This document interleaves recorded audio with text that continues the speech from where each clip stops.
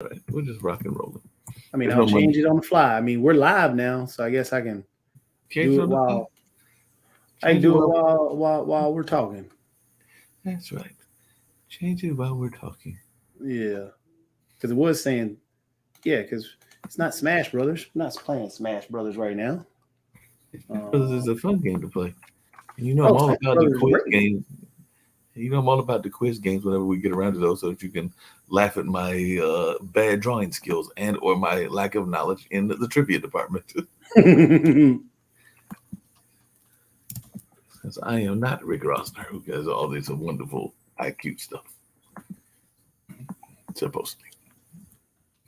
I mean, you saw I just got it all set up for you, Mark. You got it all set up for me? Yep, got it all set up for you. So The game set up and everything, just so we can just go jumping into it and all along those lines. Well, I guess I'll just get into that conversation that I said I was going to get into originally. oh, look at Hey, that. there's There's Kara. there's Kara. Kara I looks so happy. oh so there's this thing where you have to hold on where you have to go into Chrome and then it works. Yeah. It's So before I could just click on the link and now I can't. oh, okay. Yeah, they've done some updating. We ran into, I think, that a little bit during the Black Business Expo, and I had to walk some people through that. I think either yesterday or the day before. But even I wasn't fully understanding what they were doing, so I'm glad that you gave a little bit of an explanation because people were calling saying, "I can't just click on it." I'm going like, "You can't." They were like, "No, Hey, it Yeah. doesn't work that way anymore," and all along those lines. And by the Mhm. way, my new guest is here, so I want to bring her on and introduce her, and all along those lines. Hey, Nicole, how are you doing? Hi. Nicole, we can't hear you. oh, Hey, I'm good. How there are we you go. guys? Everybody's doing good. By the way, Hello. I want to introduce you to the amazing leaders of this whole organization. But Jatovi is a video game. Well, he does a little bit of everything in video games, including video game tournaments. He does work at announcing stuff at ball games, both in hockey and baseball, if I'm remembering correctly, unless there's some other sport that I forgot, and all of that. And he's even done some MCing work, like myself, in a variety of I'm places. just And he, like you, is an avid video game player and all of that. I am not. I will be I lucky if am I can play a board game, and I don't think Kara is either, but she is a health coach and all along those lines. So we are all, and there are others that might pop in as well, part of the Gamers Den crowd. And for those that don't know, Nicole will be starting a show on the network shortly because she's all about the metaverse. In addition to being video game, she's all about developing the metaverse and that whole metaverse augmented reality, virtual reality, a bunch of other stuff that I'm trying to understand but don't quite understand. But I'm getting there and all along those lines. So Nicole, I'll let you be our guest of honor. And then I had some questions to ask Jacoby, which I told him I was going to ask him later on and everything. But Nicole, tell us even more about you. And I'm sure that these two lovely folks will have questions for you as well. So I'm sure Kara and Jacoby will have questions for you also once you explain the metaverse, because I'm sitting there going like, the metaverse? Well, if you're a gamer, you already know what the metaverse yeah, is. You may yeah. not call it that though. Um, so, yeah, I am an avid gamer. And, I've kind of always kept things separate. So I've had my gaming life, my professional life, and then like my personal life, and I've kept them all three separate. But we're in a really interesting space right now where we don't have to do that anymore because the metaverse is being built out and gamers are definitely ahead of the game, so to speak. My name is Nicole Maxwell, and I'm the CEO of Black Multiverse Enterprises, the founder of Blackverse Metaverse Community, and a consultant owner of Technical Consulting. So I am very interested in ensuring that the decentralized metaverse is the way of the future. There's a couple different flavors of metaverse that are rolling around out there right now, but the decentralized metaverse is built around the technology of the blockchain and the experience and technologies of Web3. And the metaverse experience is coming, and it's not here yet. Is the interconnected and interoperable metaverse is not here yet, but it's coming. And so it's exciting. It's a really great time to be a part of technology, gaming, and innovation. So thank you for having me. I've been excited about this for a very long time, but I'm really happy to be here tonight. Glad to So, have you here. Go I ahead. mean, it's Joe. great to have you, but we got to start off with the first big question. What are you playing? Right now? Yeah. You know what? I'm busy, so I am definitely on. You're gonna like kill me for this, but I'm on mobile games on my phone. So Nothing wrong with that. But I you're still play still Black glossing. Desert. Hmm? You're glossing over it. I mean, there's Hearthstone on mobile. Black Runeterra. Desert. And I play that on PC and mobile. I'm a PC Okay. gamer, so MMORPGs for life and PC games for life. Started off with Atari, had Nintendo, and grew up from there with everything. But right now, it is definitely mobile games. I'm doing a lot of play to earn games, earning crypto and some. Yes, so pretty much that. Games that are giving crypto at this point. So not a whole lot because I'm busy. Nicole, what was the first game you ever played? Like, when did you first get into video gaming? Because, like I said, I was not avid into it, but I do remember going to like the arcades and playing Centipedes and playing, of course, Pac-Man and some of those other games. And of course, I will date myself and played that original game, or one of them, Pong, which was just that ball that would hit the wall and try to break through the wall, and all along those lines. But what got you into the video game space, and what were your early games that you loved? I will say early games because I don't remember the first one. Early games were definitely things like Pong and Galaga and Pac-Man, Miss Pac-Man, things like that. And then, yes, used to go to the arcade. I played on my uncle's Atari, who lived across the street, until I got my Nintendo. And then it was all about Nintendo. And so Mario Brothers and Duck Hunt and, the little, I don't remember what the games were called, but the trackpad used to have that where we'd run and do all the track and all of that. So Tomb Raider, all of that. But I built my first computer when I was 10. And so I also played games like Doom and Hitman and stuff like that on my actual PC. So yeah, those are the beginnings. Wait a minute, That's Nicole. pretty amazing. So wait You a built second. your You first started once you computer hit at 10? the PC world. You jumped into first-person shooters. That's what I had. That's what I had access to. So yeah, All right. I don't really like first-person shoot FPSs right now. It's not my thing. Yeah. But back then, that's what I had. And then when the internet grew up a little bit and I was able to get on there, I was playing things like Yahoo Towers, and kind of the group games on Yahoo back when Yahoo was bigger than Google, if you can remember that. So yeah. I'm still, So the you fact didn't that jump you built a into. computer at 10. Oh, Yeah. Did you jump into Genshin Impact? Because that hit big everywhere here. Which not in the old days, but I'm talking about recently now, because since Genshin just came out. No, that does not ring a bell in any kind of way. Really? No. What about like the other MMOs that are out there, like Lost Ark?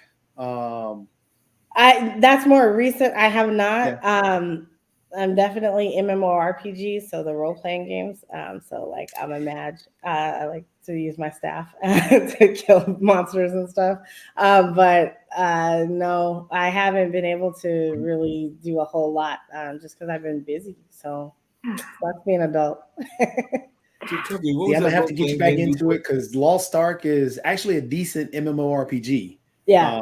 And it's cool with I like mages as well. Mm-hmm. Especially playing any RPG that I play. Yeah, I'm the magic guy sitting in the corner. Yeah. So yeah, Lost Ark actually does really well with the mages. Right on. I gotta check it out.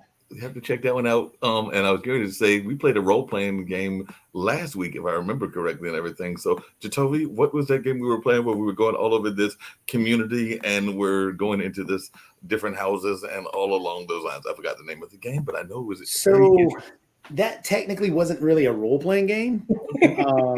Oh yeah. Yeah, that we were playing Life is Strange, the new one the last one that just came out, True Colors Life is Strange. It's not a role-playing game, but it's more of a choice game. I had downloaded actually a few that we can try as well, because one that just came out, As Dusk Falls, is another one that takes you do a lot of choosing. You have choices, and those choices that leads you on a path, and that changes your outcome based on whatever you choose.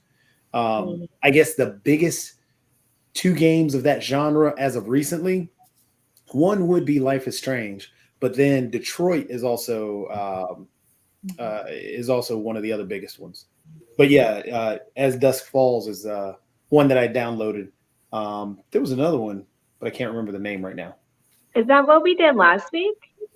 No, the one we did last week was Life is Strange. Yeah. But As Dusk Falls, that one just came out. That's this one. Okay. And actually, Nicole, it is a 2 to 8 person game. And it's based on your choices as you go through, or the individuals that are choosing together. So you're basically just watching a movie and deciding what the character in the movie does. Bandersnatch, yeah. Yeah, exactly. So we could that sounds like fun to do. I don't know what the teams would be and everything. Kara, you got any questions for Nicole? And by the way, she wants it to be very clear. Please spell the Nicole with the K and not with the C. Yeah, I'm operating from a tiny phone, so I'm not like trying to be weird with my one eyeball. I'm really big on names, and I was like, how does she spell her name? Because I want to make sure that it's correct, because I'm big on like getting names correct. I'm Kara with a K, so that's a big thing. That's nice. Meta mind shift. Oh my gosh. So what part of the US are you like? Oh, I'm East Coast, Virginia. Nice. Okay. So we're all the same time zone, Jatovi. Yep. It's pretty cool. Oh, I just thought of something. So I guess since Nicole and I know a lot about, being gamers, understand a little bit about the metaverse, which is really cool. But there is a documentary. I don't know if you saw this, Nicole. HBO is actually doing a documentary on the on virtual reality and how that got. I heard about that. I heard about that on the show earlier today. I actually canceled my HBO subscription for a while, but I'll be bringing it back up next month when it's time for Game of Thrones. But for now, it's down. I don't know how I feel about Game of Thrones though, because season 8 hurt me so bad. Yeah, but you know what? We had 7 good seasons. That one doesn't count. Yeah, but I mean, how do you let Arya jump 50 feet in the air to kill the Night King in the middle of the Oh, it got me so mad. Let it go. But this is the prequel, so we have kind of that. I'm hoping it does really well. So that's happening. Okay. August 21st, I believe. Yes. Coming. I mean, the trailers look phenomenal. Yeah. The same thing with actually, I don't know if you've seen the trailers for the new Lord of the Rings for Amazon Prime. I saw that. I don't know how I feel about that, but we'll see. Yeah. The trailers on that also look really well. They do. They look like they did a good thing. We'll see. I don't know how I feel about that, but I'm willing to watch. Well, I think that David Grasso, who sometimes pops in on one of our media shows, had talked about the fact of there's also a new movie that's coming out that's going to be like, I guess, a sequel to Black Panther. And I'm not sure how I feel about that, but I was wondering y'all's thoughts around that because apparently they were going to, that was announced at the San Diego Comic Con that they were going to have this whole. It's been coming for a while, so we're excited. I mean, I'm excited. Let me speak for myself. I'm excited that it's coming. Trailer. Oh my gosh, the trailer. Right? Like how I feel about it when it actually gets on the screen. But I'm excited to see, the sequel. Left mouse button to start. Because so I'm excited about it, and I'm in that same boat. I was a little nervous. I am glad that they're making Shuri the Black Panther because that's what happened in the comics. Because he had disappeared for a while. And in the comics, the whole Namor situation, I'm just hooked on it. But I'm also hooked on the fact of the way that Disney has done.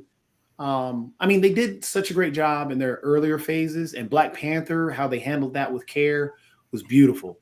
But what they've done with their recent shows and how they up the ante with Moon Knight, when they touched on the cultural aspects of the normal Egyptian individual and the history and the histrionics around that, I thought that was phenomenal. Same thing what they did with Miss Marvel, where they talked about the Pakistani culture and, it really kind of dove into it and made you want to read more.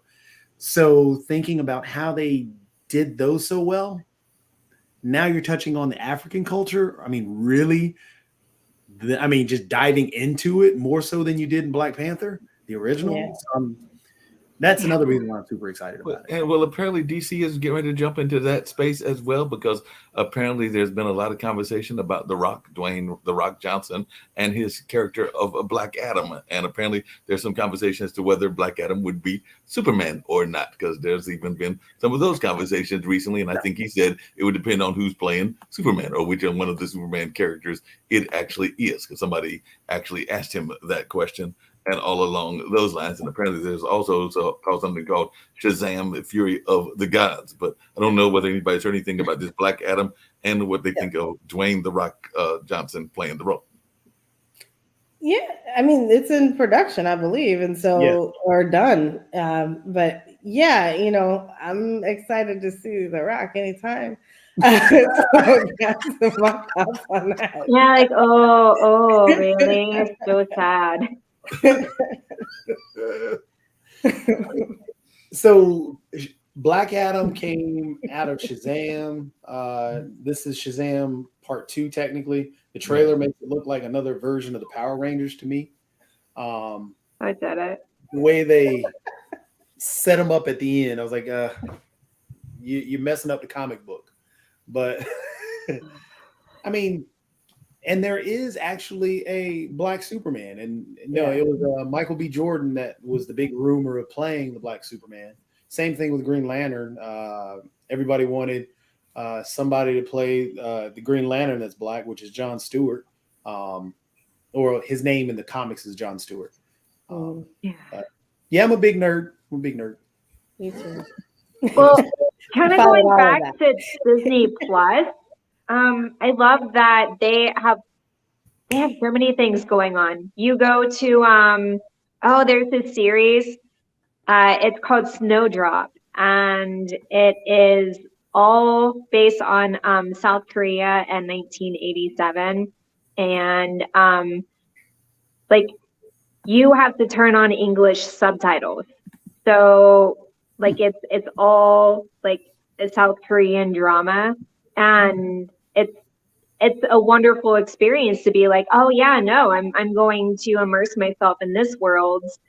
I'm putting on my subtitles and I'm gonna follow this show.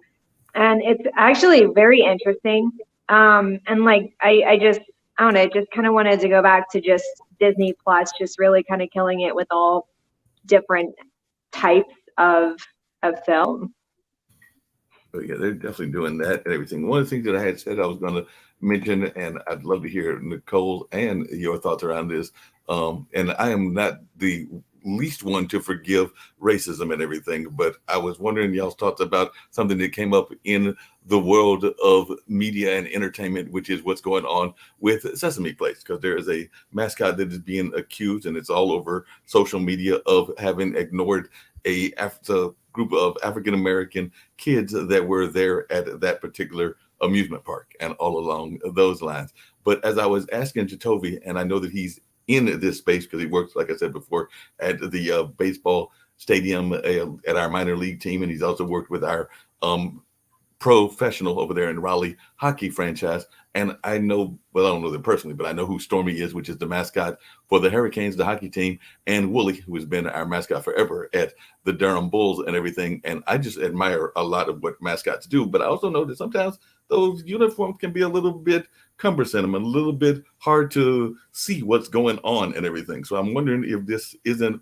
in this particular case, a case where people might not be forgiven what could have been an oversight, because it definitely sometimes you might be distracted by what the costume is doing and all along those lines. But I guess I'll toss it off to Kara first, and she's in that health space and everything. But I'd love to hear Nicole's thoughts as well. And definitely me and Jatovi were talking off screen about that because he is in that space.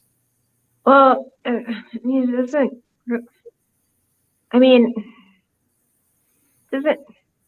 my space is different, but thank you. I guess for me, like seeing the video, the mascot, literally, to me, it looked like I don't want to deal with you.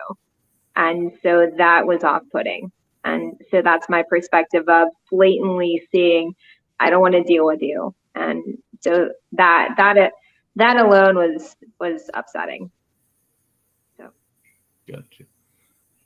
Nicole, did you see that video, and did you have any thoughts about it? Because like I said, me and Jatovi were talking about it, and I do know that sometimes it is hard for the mascots to sometimes see because of the line of vision of their outfits. So, and it's not just mascots, it can also be cartoon characters and other things that are out there in that kind of children's space. So this is squarely in the space that I kind of live in. So Yeah, you don't get to afflict and offend our kids. This is like I could see, like, he even looked like he kind of shook his head and like, nah, I'm not here for that. These are children. They don't know your bias. They just know you reflect and resemble kind of what they like, and they don't know that. And so when you treat them bad, it's time for adults to step in and fix that situation. It doesn't matter who it is. But this particular character should not be in front of children if they are going to behave that way. And line of sight, when you are a caricature that is out here for the kids, your line of sight is the kids, right? So that's not really a good excuse to me at all. That's what I have to say. Yeah. And the kids, the girls were so heartbroken too. Like, just their faces, they knew, they saw it. That it's so heartbreaking. Yeah. What was your take on it, Jatovi? Like I said, I know that you've worked with some of those mascots, so that's kind of where I was wondering your takes from having worked with some of those people. So, I mean, there is, for every mascot, depending upon the actual makeup of the costume, line of sight, I guess, which is what you were talking about, Mark, is right. Basically their vision on the people around you. Because yes, line of sight, some mascots, it cuts off at the nose and you can't see beneath you. Some you can't see left or right. But this mascot did see the kids because you saw his reaction, or his or her reaction, as he or she waved the kids off. In terms of, I don't know.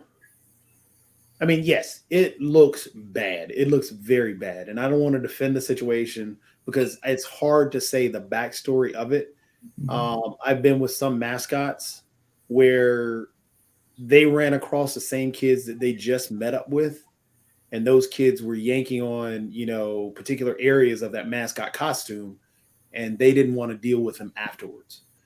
It looks, like I said, it's hard to say the full story around it, and we're just getting that small snippet. So I don't want to defend or sound like I am defending the actions, because he or she should have interacted with the children and then moved them to the side. That would have been the more diplomatic approach had they done something to him prior. And that just dealing with the mascots, because they get very sensitive about their presence or their body space, because their body space is always being or their bubble is always being people are always inside their bubble, and they really don't know and can't see. So it's hard for me. Yes, it looks bad, looks really bad, and I don't want to defend the actions of what they did in that situation. And I don't want to say that it could not have been, because it could have. And if I remember, it was Rosita who the character was, which is a Hispanic character or a Hispanic Muppet. And so I don't know if that Muppet was trying to find other Hispanic kids, and maybe there were kids behind them. It's hard to tell. And so, yeah, what he did in that situation, yes, was bad. It looks, yes, definitely like, yeah, he overlooked those black kids and just wanted to push them to the side because he didn't want to deal with black kids. I'm fearful of jumping straight to that conclusion just because of it being at Sesame Place and the tradition and history of the Sesame Street characters themselves.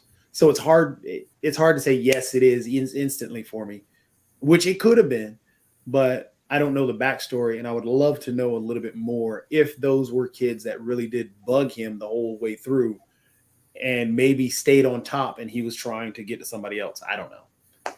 So I can't give you a definitive answer on if hey, straight up condemn or hey, straight up absolve. Yeah. That makes sense and everything. Hey, Nicole, just really quickly and on a different topic, but somewhat related. One of the things I've been hearing about the metaverse, and I think we talked about it a little bit in the Black Business Olympics, that wasn't your presentation, but it was somebody else's, was the lack of diversity so far in that space. I think it's like maybe 1% are actually involved out of our minority community. Is that a correct statistic? And what can we do to actually improve that statistic and everything? Because it seems like we're maybe not getting enough involvement even in video game creation and definitely in this new art form called the metaverse. But I'd love to hear your thoughts. It might have been Brian Key that was talking about that, but I'd love to hear your thoughts about that. No, I remember it. But no, I think what was trying to be said is that worldwide, in the metaverse woken up to Web3, it's 1% to 3% right now. Mm-hmm. So we're early. Heading into the metaverse, it's even less than that, because you have people who understand Web3, and then you have people who understand Web3 and the metaverse, right? So they're not the same thing. They're actually different, and the terms are kind of being just kind of swapped. Each one is being kind of used for the other, and most of them are being used incorrectly. So it's definitely out there. And as far as cultural representation, I won't say there's a lot. Like, so for me, there's a whole lot of us, because that's what I'm around all day, and like everybody I know is kind of in the metaverse, or kind of looking to be in the metaverse, trying to get their businesses here, or trying to don a VR headset and see if that's for them. That's the other reason I haven't played games a whole lot, because I've been in my headset. But we are building, and so a lot of us are 3D graphic designers, or graphic designers, or artists who are becoming designers and trying to see kind of what this space has to offer in terms of like NFTs and things like that. So It really does depend on which piece of this you're talking about. But if you are talking about like VR, then it depends on where you are. So if you're in alt space, there is heavy cultural representation there. You're talking about Horizons, it's less so. But you can find pockets, of us where we're thriving. Like Morehouse has 450 brothers that, with headsets that are obviously in Horizon somewhere, but I don't see them. But then, it's hard to tell too, because you're in the metaverse. So it's like I could be green and alien chick, or I could be SpongeBob today, and you wouldn't know that I was assistant behind the scenes until you hear me talk. And even then, I can change my voice using the headset. So it's interesting. But the way people show up, I over the summer, or a couple months ago, not last summer, but a couple months ago, there was a picture of the police force in VR chat, and they're all lollies. And like, if you know what lollies are, they are not usually culturally representative of us. And so I made a comment and I said, well, there's no black lollies. Where are the black lollies at? And I got so much flack for that. Like, people were very angry because it's like, no, they're not supposed to be black. And it's like, yeah, but I don't believe that people just didn't want to be black lollies when you can actually select that as your skin tone. Like, it just didn't seem natural. Like, knowing how we game, knowing how we create avatars, that didn't seem natural. So it seemed like it was something that they wanted to create, was a uniform police force. And that would be my issue. Like let people show up the way they want to, not for like a photo op and tell everybody they had to like switch up the colors so that we all match. Like, because that's not cool. So yeah, there's lots of different things that we are going to be affected with as we head into the metaverse. But how you show up is definitely your decision. You can be whatever you want to be. What are you going to be in the metaverse, Mark? I don't know. I've been trying to think about what I want to be in the metaverse because, I've thought about being a superhero. That would be fun, being a superhero. I did like Superman and the Batman growing up and all of that. So I could be a superhero. Actually, I also like Batman because he would find all kinds of mysterious weapons and stuff. It was more Gordon that did it, but definitely he would find all kinds of mysterious things and all along those lines. So I could be one of those characters, but I've also thought about what would it be like to try to be in a different space in terms of ethnicity in the metaverse. So maybe I could even change gender and everything. So maybe in the metaverse, I could be like a Hispanic woman. That might be an interesting way to find out the different perspective of what women are going through if I was to play that role in the metaverse. So listen, as a gamer, dudes have been girls for a very long time. So that's not new. Go for it. Since we're back on the metaverse and actually we're talking about we can bring back up this documentary because Mark, this actually would give you this is a documentary that you would enjoy because this is what we're dealing with right here. I'll show you the trailer for it. Making friends here is sometimes what saves people's lives, or what gets them up out of bed in the morning. I am a teacher for Helping Hands, a sign language community here in VR chat. Hand rested under our elbow, and we're gonna go like this. Christmas. Slow, quick, slow. If I had confidence that I could teach dance as a living in VR, I totally would do exactly that. With a long distance relationship, having VR is a game changer. We are 5,000 miles apart, but we're gonna try our best to make it work. This year has been really hard.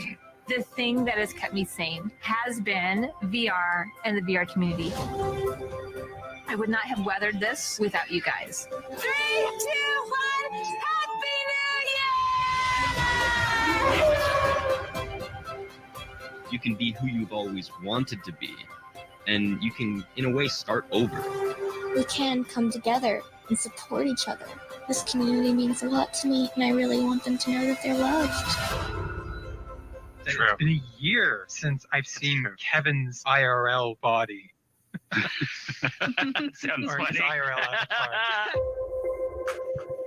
But yep. Talking acronyms. In real life, how much? But that even raises the question because I actually know of a couple. They've actually been on one of our. Well, she's been on one of our shows. Actually, I think she's been on a couple of the new shows. But I think that her fiance, and they're both widowers, is in India, and she lives in Middle America. I forget exactly where in Middle America. It might be like Nebraska or something like that. But I know it's definitely Middle America. But that being said, they have this wonderful relationship in the whole virtual reality, augmented reality space, and apparently going to get together and get married and have the blended family and all. But I wonder how much of that conversation that was in that kind of metaverse, that augmented space, is going to translate whenever they actually get together, because I don't know that they've actually gotten together yet and all of that. So that's one of the things that I sometimes wonder is how much this will actually translate into quote unquote real life. Yeah, most times it's disappointing. So like I've had relationships, right? Like in games or whatever, and then like you get on like video and it's like, yo. But you really do actually have a third eyeball, and now we know. I hope not. But yeah, I mean, there's lots of people who are making things work though. Like it's really cool. But I'm waiting for the day when haptics is going to be like mainstream. Y'all were having a conversation on the show earlier today, and I forget her name, Catherine or Kathleen. Kimberly, one of the founders. Kimberly. She said exactly the truth, and that is that this whole space, virtual reality gaming, is based on gaming and the sex industry. Yeah. And so when you get into haptics, like the world is going to change a little bit. And I think that is, I mean, we have haptics now, but like it's not mainstream yet. So when that actually happens, I think that things are going to be very, very interesting, especially when it comes to relationships and the idea of your virtual girlfriend and your real life wife or girlfriend or whatever, and how that actually plays out, because it's going to be some trouble somewhere. And that's all I'm saying. Yeah. I mean, you already have the lifelike robotic male and female companions that you can purchase. So yeah, are those things like way expensive? I don't know. I haven't checked into the price. That's on you, Mark. Mark's like, I know how much that is. I've been saving for 2 years now. But the crazy part about it, I brought up this show a while back. Nicole, you may have seen the show, Black Mirror. Have you? Yeah, of course. That is because Bandersnatch. That is where we're headed. Yeah. So my club is called Blackverse, and every Friday we get together and we have movie night. And so it's movie night in the metaverse. Like we watch something that's like eye-opening. And what we found is that literally, like we've been talking about the metaverse for years, we just weren't calling it that. So we watched movies like Enemy of the State, and it's kind of foretold everything about where we are right now. That movie was before the Patriot Act and things like that came out. So like we had this idea of Big Brother, and it was a joke then. It was scary then, and we're living it now. So it's exactly like everything that they said. Like we watched iRobot and Minority Report and Free Guy and Upload. Upload is awesome. If you haven't seen that, I think he's talking about. I haven't done season 2 yet. Yeah, season 2. I don't love it as much, but it's still very cute and cuddly. Okay. I love Upload. Yeah, and actually, that's one that Kimberly mentioned, I think, as well. Did you ever watch? And this is one that's similar to that, was way back when. But I think War Games forecast a lot of what was going to be happening and all along those lines. And that was a very old movie, but it definitely talked about some of this kind of dictatorship stuff, and definitely 1984 and Animal House. 1984, yep. And Strange Days. Yeah, Strange Days, definitely. If you remember Strange Days, like Strange Days, people were literally having like overdoses on VR. Mm-hmm. And so like they were burning out in their headsets. And so, I mean, if we're told that, we haven't gotten there yet, but it's possible. Well, But the scary part about it, and that's why I like to bring up Black Mirror, is because that's where we're with the ocular technology that they're trying to do with, for example, Google. Is it Google with the actual telephoto contact lenses? No, that's I forget the name of the company, but yeah, that's a totally different company. But the contacts are VR contact. I'm here for that. I can't wait. But think about in Black Mirror, there are episodes where favorite episode, yeah. They basically, Kara, I don't know if you've seen it, and Mark, I don't know, I doubt you've seen it, Right. but in Black Mirror, the premise of a lot of the shows deals with the ocular technology and dealing with AR and VR, and a lot of the AR stuff that they do is pretty much right around the corner, where they're able to utilize the AR technology and block out. There was one episode where you can block out things that scare you. Oh my gosh, I would be alone. But That would be so amazing. There's an episode where one of my favorite episodes, which actually they're doing in Japan, I think, where it deals with social currency, but you can see as people rate you, how they like your photos and stuff like that. There's an episode where you can rewind what you just saw. So wait a minute. So the people can actually see, because this is like Tinder reverse. So like, or any of those kind of apps. So if you like somebody, then they can actually see that you like them or hated them, which I don't think they can do now and everything. So Right. So I describe Black Mirror a little differently, and I kind of call it the future of technology when it goes wrong. And so like everything is like something extremely cool, but something happens, right? Like with this technology, and every single episode is totally different and unrelated for the most part. And so yeah, you have these amazing scenarios where tech is like at the core or lying underneath everything that's happening. And it explores all these different possibilities, and it's very cool. And if you are watching it with an open eye, then you will understand some things that are coming and potential pitfalls that we have ahead of us to think about things a little differently. Well, that's what I'm wondering about. There was an episode, Mark, and actually Nicole, the one with the bees. You know, Yeah, you have that technology now. Yeah.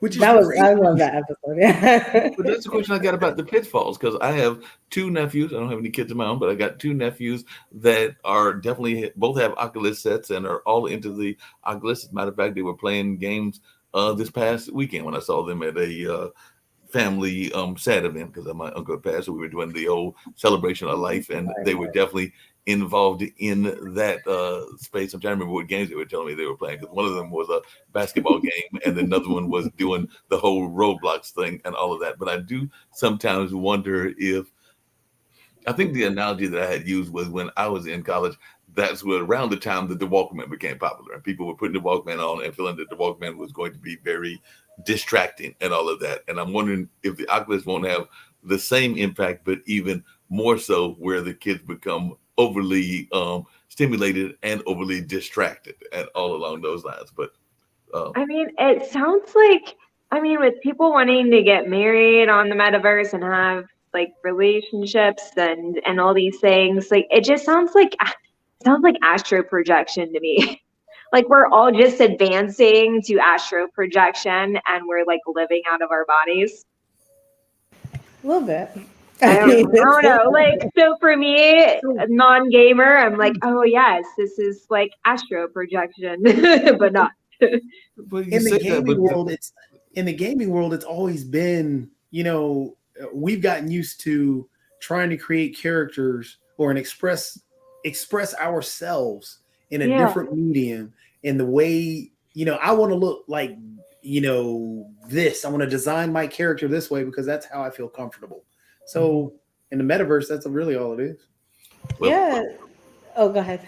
I was going to say, apparently we're going to have some of this stuff that we wanted from Star Trek and Star Wars and everything, because, and it's not something that I'm saying out of school, as the old saying goes, but my cousin was involved in the military, and he's involved in some research right now.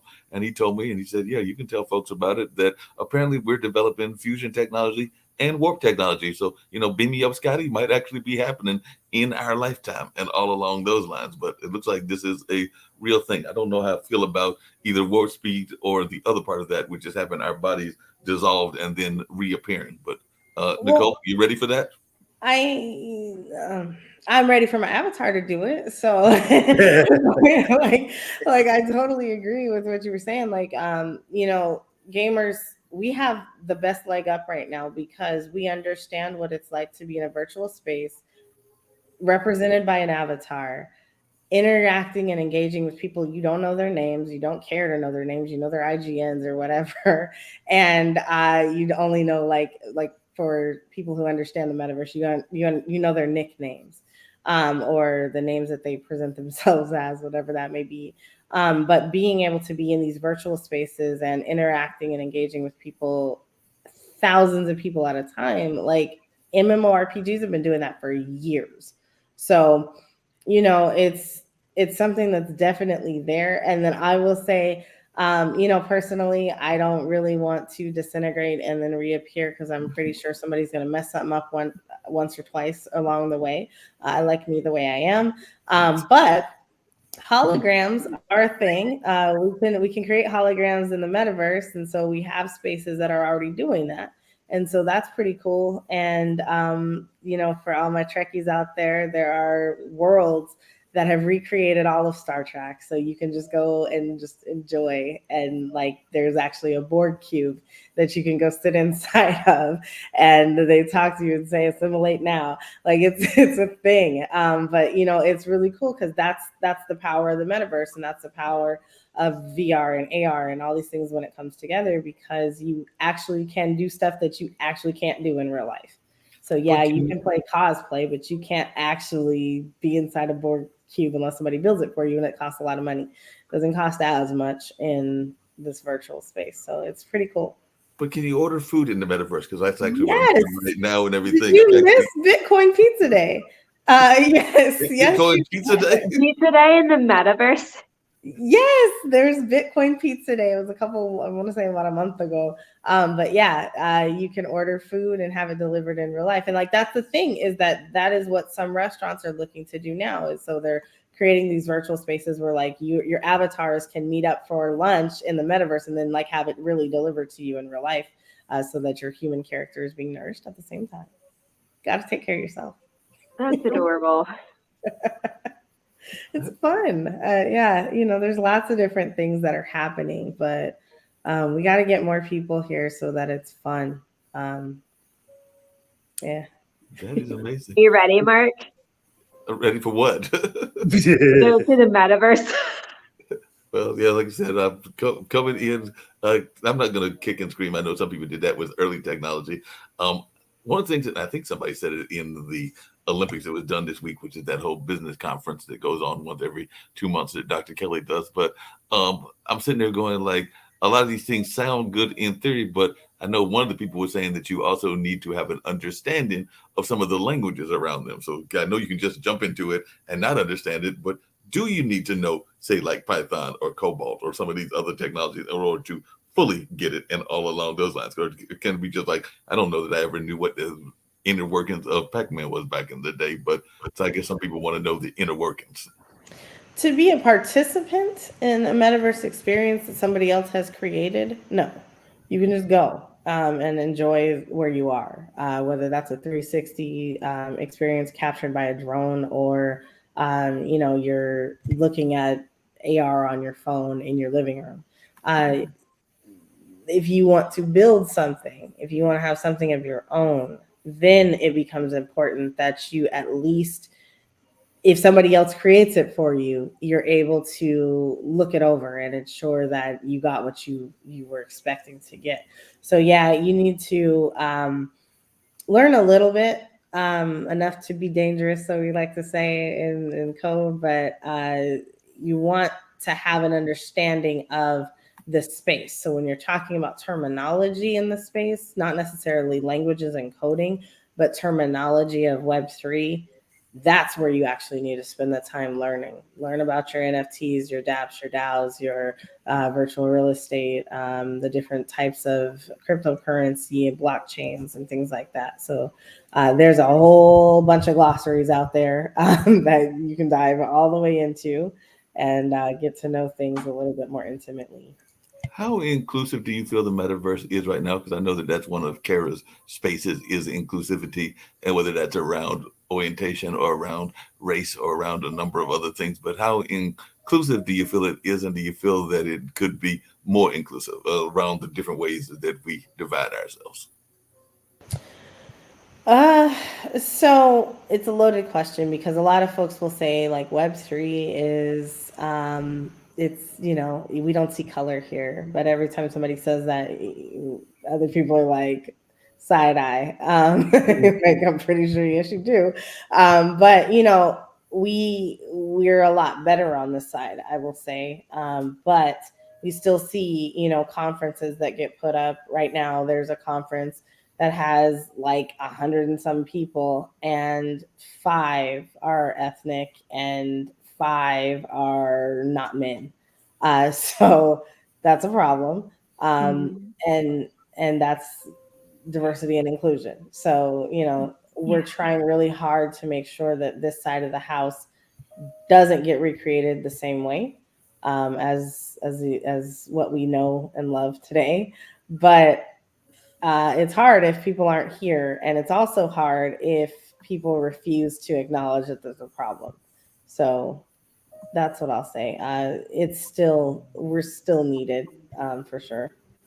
It sounds like reality would be distorted a lot in that space. Like, oh, well, we can create this, so it exists and we're inclusive, but you don't have the humans representing the diversity. And like, that sounds frustrating. So it's good that there's this attempt to have that awareness, because you can't just create, you know, and make that count. So that's very interesting. Sorry, I'm just like thinking. I'm like, oh my gosh, that would be kind of infuriating to have like a conference of over 100 people, and then only 5 of those people are not white. Yeah, not white, not dudes. So you know, it hits in both spots.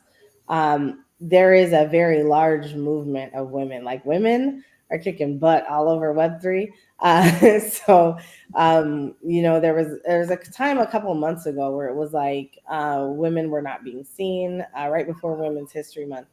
So right before March. We were not being seen. It wasn't there. But then March hit, and it was like, okay, yep, we got this. And we came through full force. Things changed. Women of Web3 became a thing. Unstoppable Women of Web3 became a thing that is led by Sandy Carter at Unstoppable Domains. There are a lot of different movements and initiatives for women. So women are like front and center in a lot of things. But at the same time, we still have this conference that managed to get it wrong. So we just have to be able to be present to call stuff out when we need to, so they stop it. So that's what it is. Yeah, it's a lot of calling out with things lately. Like just how things are being moderated. For me, I've been involved in just kind of calling things out on the LGBTQIA plus side on a couple platforms, and like, hey, just letting you know, like this is dangerous. Actually, this is dangerous language, and it's being allowed, and so like coming together and saying, hey, like this just letting you know this information is not inclusive. Like that's awesome that you are taking that space that you rightfully own and deserve, and that you're making it happen. Trying to. You're definitely doing it, and that's why I think folks are excited about this show that will premiere. I was hoping it would be tomorrow, but I think certain people nixed that idea, and I know that you didn't exactly fight. So hopefully the audition or premiere on next Tuesday and all of that. So definitely, we hope to have that coming out next Tuesday with the show that you've got going on and all along those lines. So what can we expect from this show about the metaverse on hopefully Tuesday, the first Tuesday in August?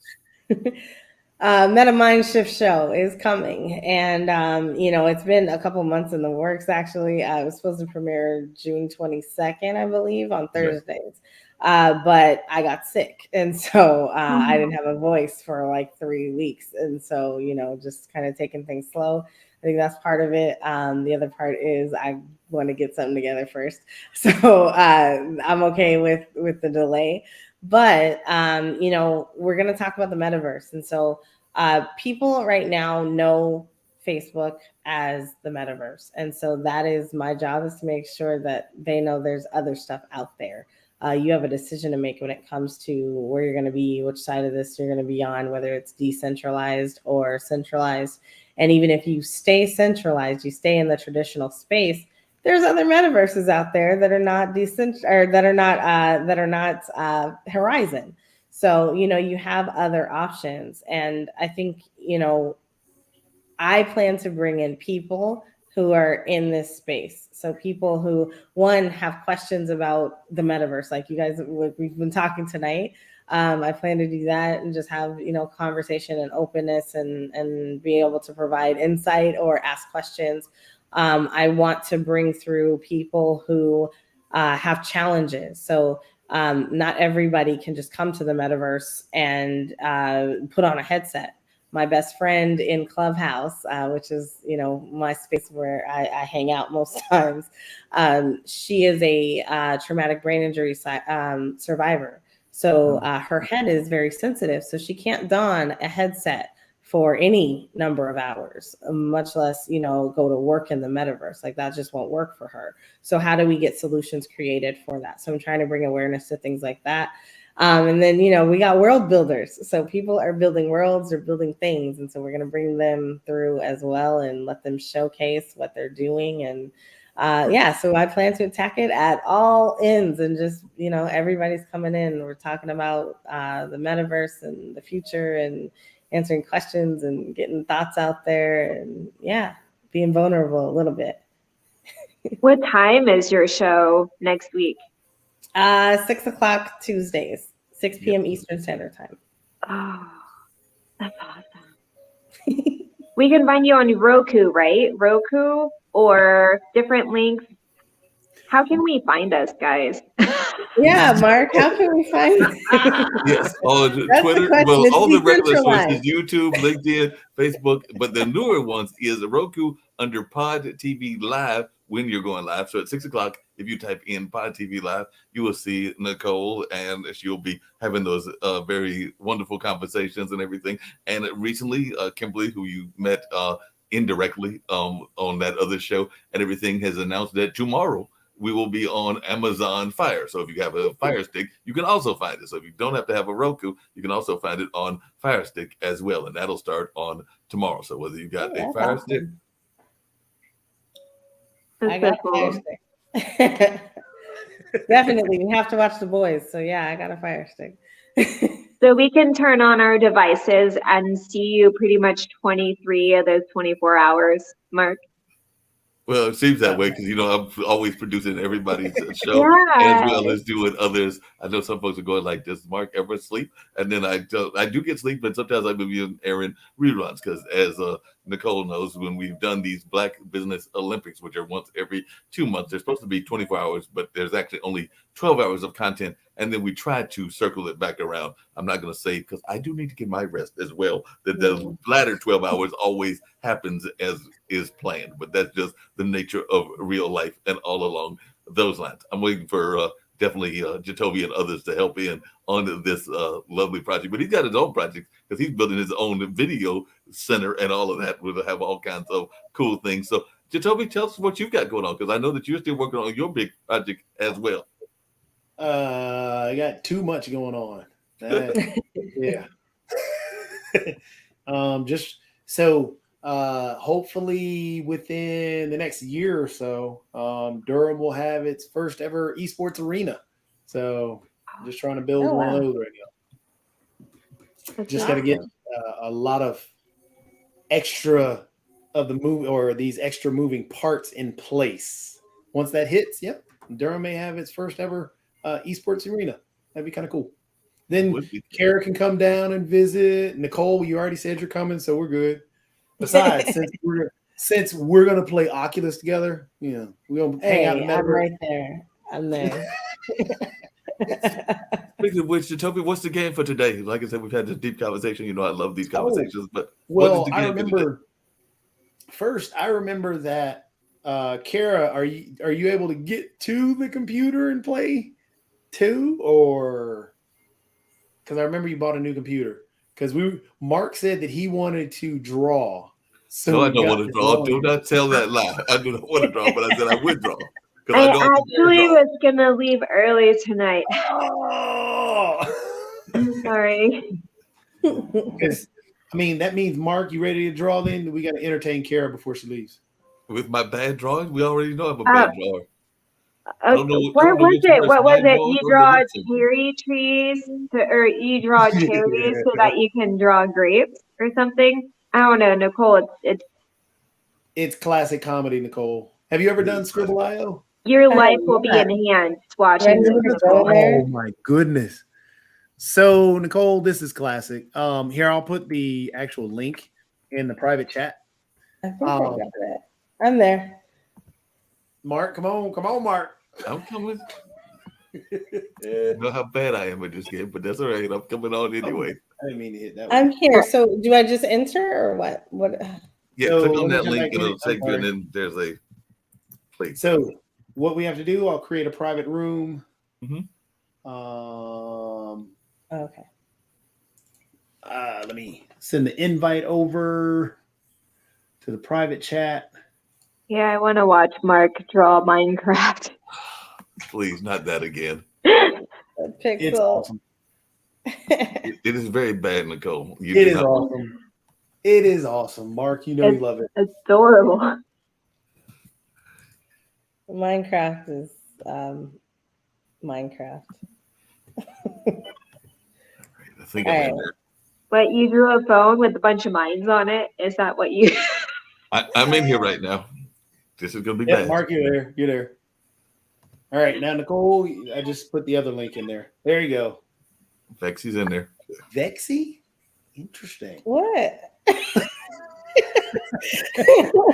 love it. This is a game, so yes. Gotcha. No real names. No. Yeah, no real name. Like I said, I always come in as me, and that makes it even worse. And Toby says coming in as Toby. Round one, it looks like it might be on Vexy. You got to choose a word and then you got to draw it. And we got to guess on what you drew. Yes. That's it. Okay, so this is going to be awful because I do not draw well. Can I not speak? I draw worse. Okay, do I have colors? Cellular blood. So that's the thing. You're close. Oh. I wish I had colors. Do I not have colors? I'm just trying to figure out what it's the potato. Toby's close. Yes. You guessed the word? There you go. Yay. All right, cool. Thank you. Mark still has to guess. What? Oh, I still got to guess it. That's right. I'm still nowhere near guessing it. You got 15 seconds, Mark. I'm probably going to take this one down. I told you I'm okay. How do I clear this off the screen immediately? Oh no, it's after the 15 seconds are done. I am still. Yeah, so Mark's got to guess it. See if he can get it. That's not happening. Oh, okay. Seashell. Okay. Oh. All right, Mark, it's on you. That was a good seashell. I don't think it was, but that's all right. Thank you. But it also could have been sourdough without the colors, right? Or potato. I need colors. You need colors? I need All right, let's see what Mark has for us. Oh my gosh. A box. I have to type it. Optimus Prime. What in the TNT. No? what in the world? Told you I'm horrible at this. Birthday cake.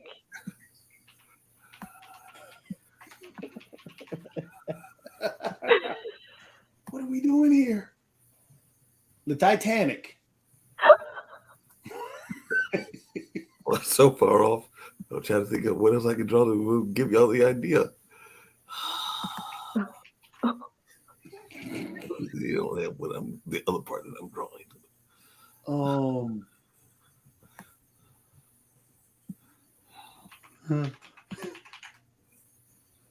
Mark, what is going on here?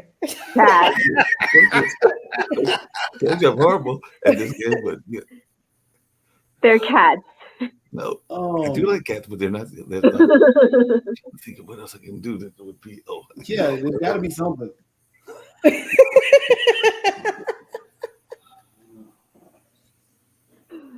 I'm so excited.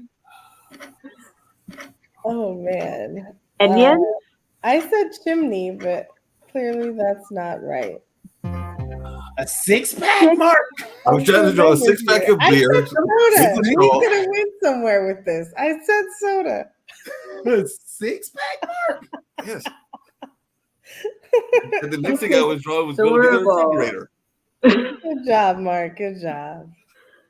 Well, thank you so much for just making this the best day of my week so far, Mark.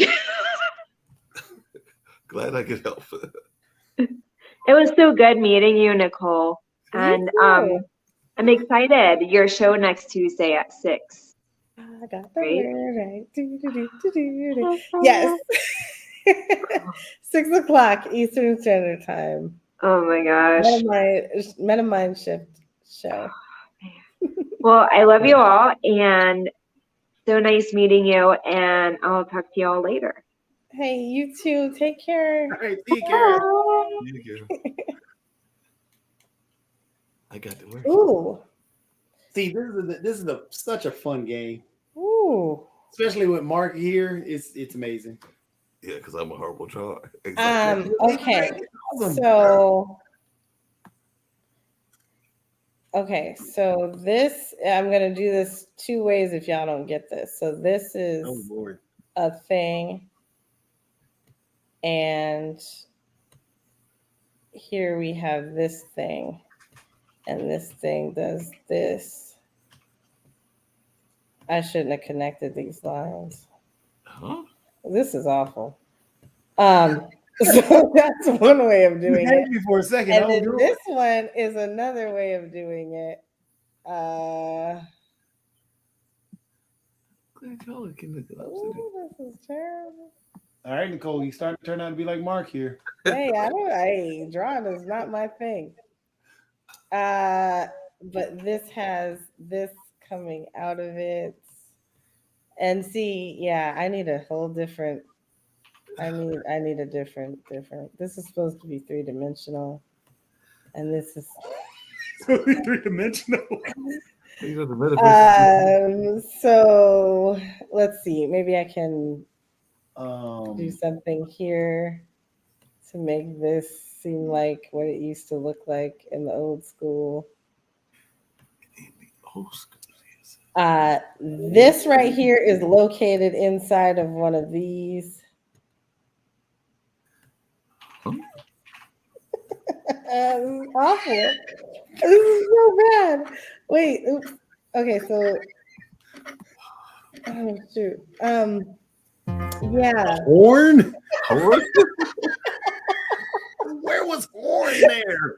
So like that's a saxophone up top, and the sound is coming out of it, and then like in the middle that was like the steering wheel, and that's why I said like the sound comes out of it. Leave me alone. I thought a dartboard, everything, a horn. Oh, wow. I did not even get to pick the words. Huh? Well. Oh Lord, this is gonna be a classic. Yeah, because I didn't. It picked it for me, so it's definitely gonna be a classic. Trying to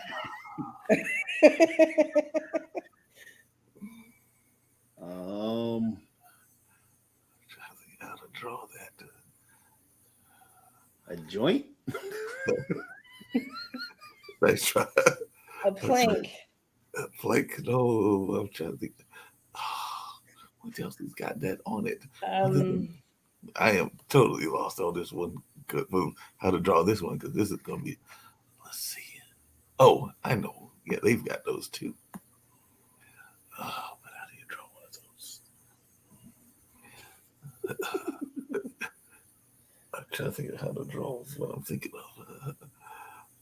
All right.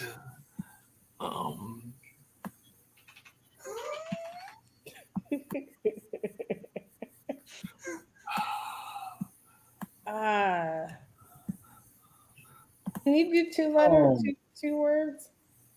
It's one word. It's one word. It dropped into the letter. I didn't see the little tip up top. That tip's not helping. I've never seen it. I just saw it just now. I knew that this is not going to work. Yeah, that was bad. Leather. I was trying to draw a shoe. I was trying to draw a shoe and a belt. The bottom one was supposed to be a shoe, and the other one was a belt. Oh. Because that's the only thing I could think of that had leather well off the top of my head.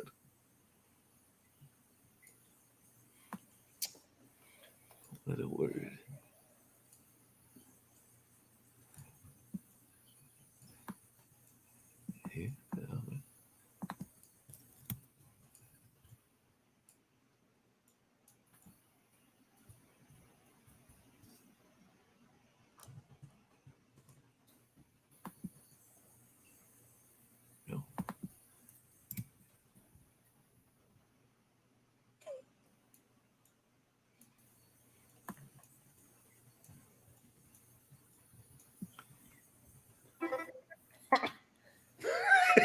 Try to make it as obvious as possible. I'm being so unobvious. Oh, I think I got it now. Yay! Good job. Go team. See, that was easy. That was easy. All right, I'm going to try to draw this with my finger. Oh, right. So you going to touch me? Oh, see.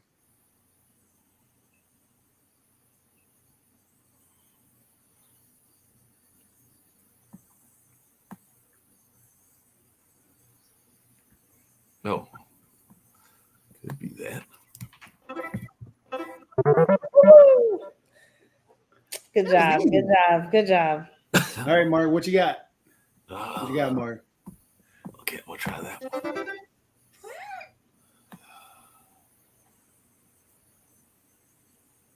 It looks like the last thing. Leather. How am I behind by 5 points? What in the world? Not quite.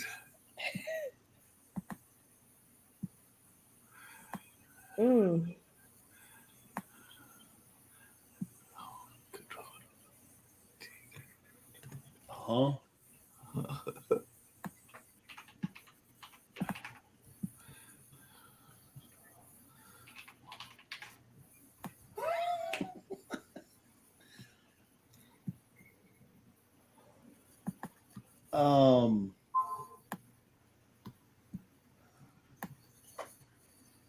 Huh?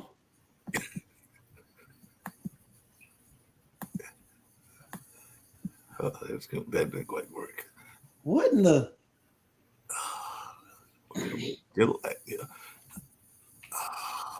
That's not gonna work either. Unless I draw.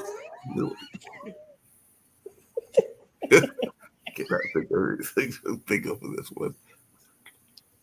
Mark, give us some words. Tell us where we're going. I really need words on this one. even though it's a small word and everything. But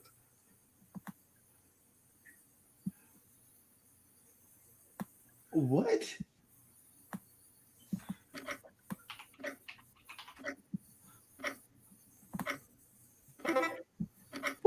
My God. Come on, Mark. Yay. Ruler. that was supposed to be the teacher. That was supposed to be the kids, and that's what I was giving the point to the ruler. That's awesome. All right. And Nicole takes the lead again. Yay.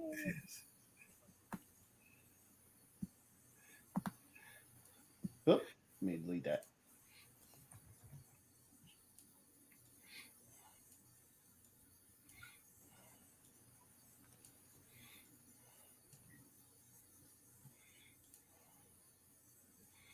Huh? Where'd you get colors from? Oh, they're down there, down at the bottom.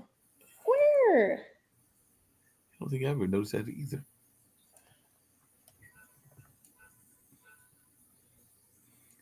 I did a stick guy. It's easier. Where is this again? Oh, 4 letters.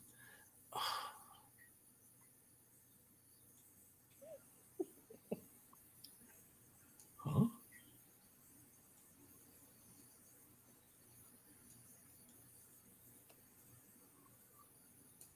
Oh.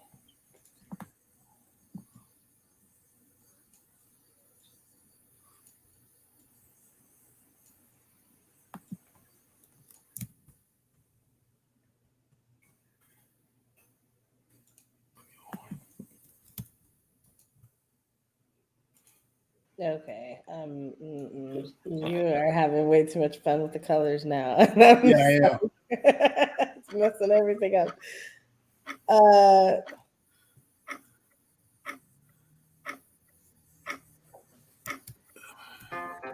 Thor.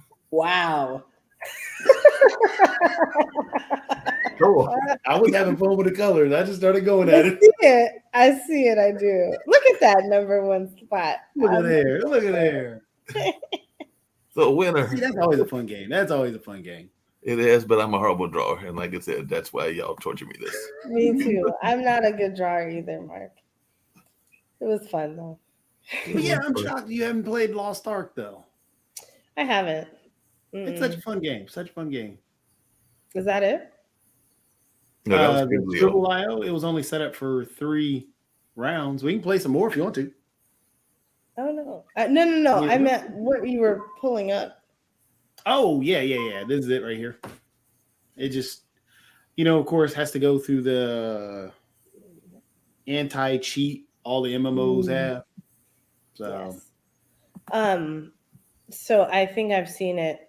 I think I've seen other people play it, but I have not. I think you'd enjoy it.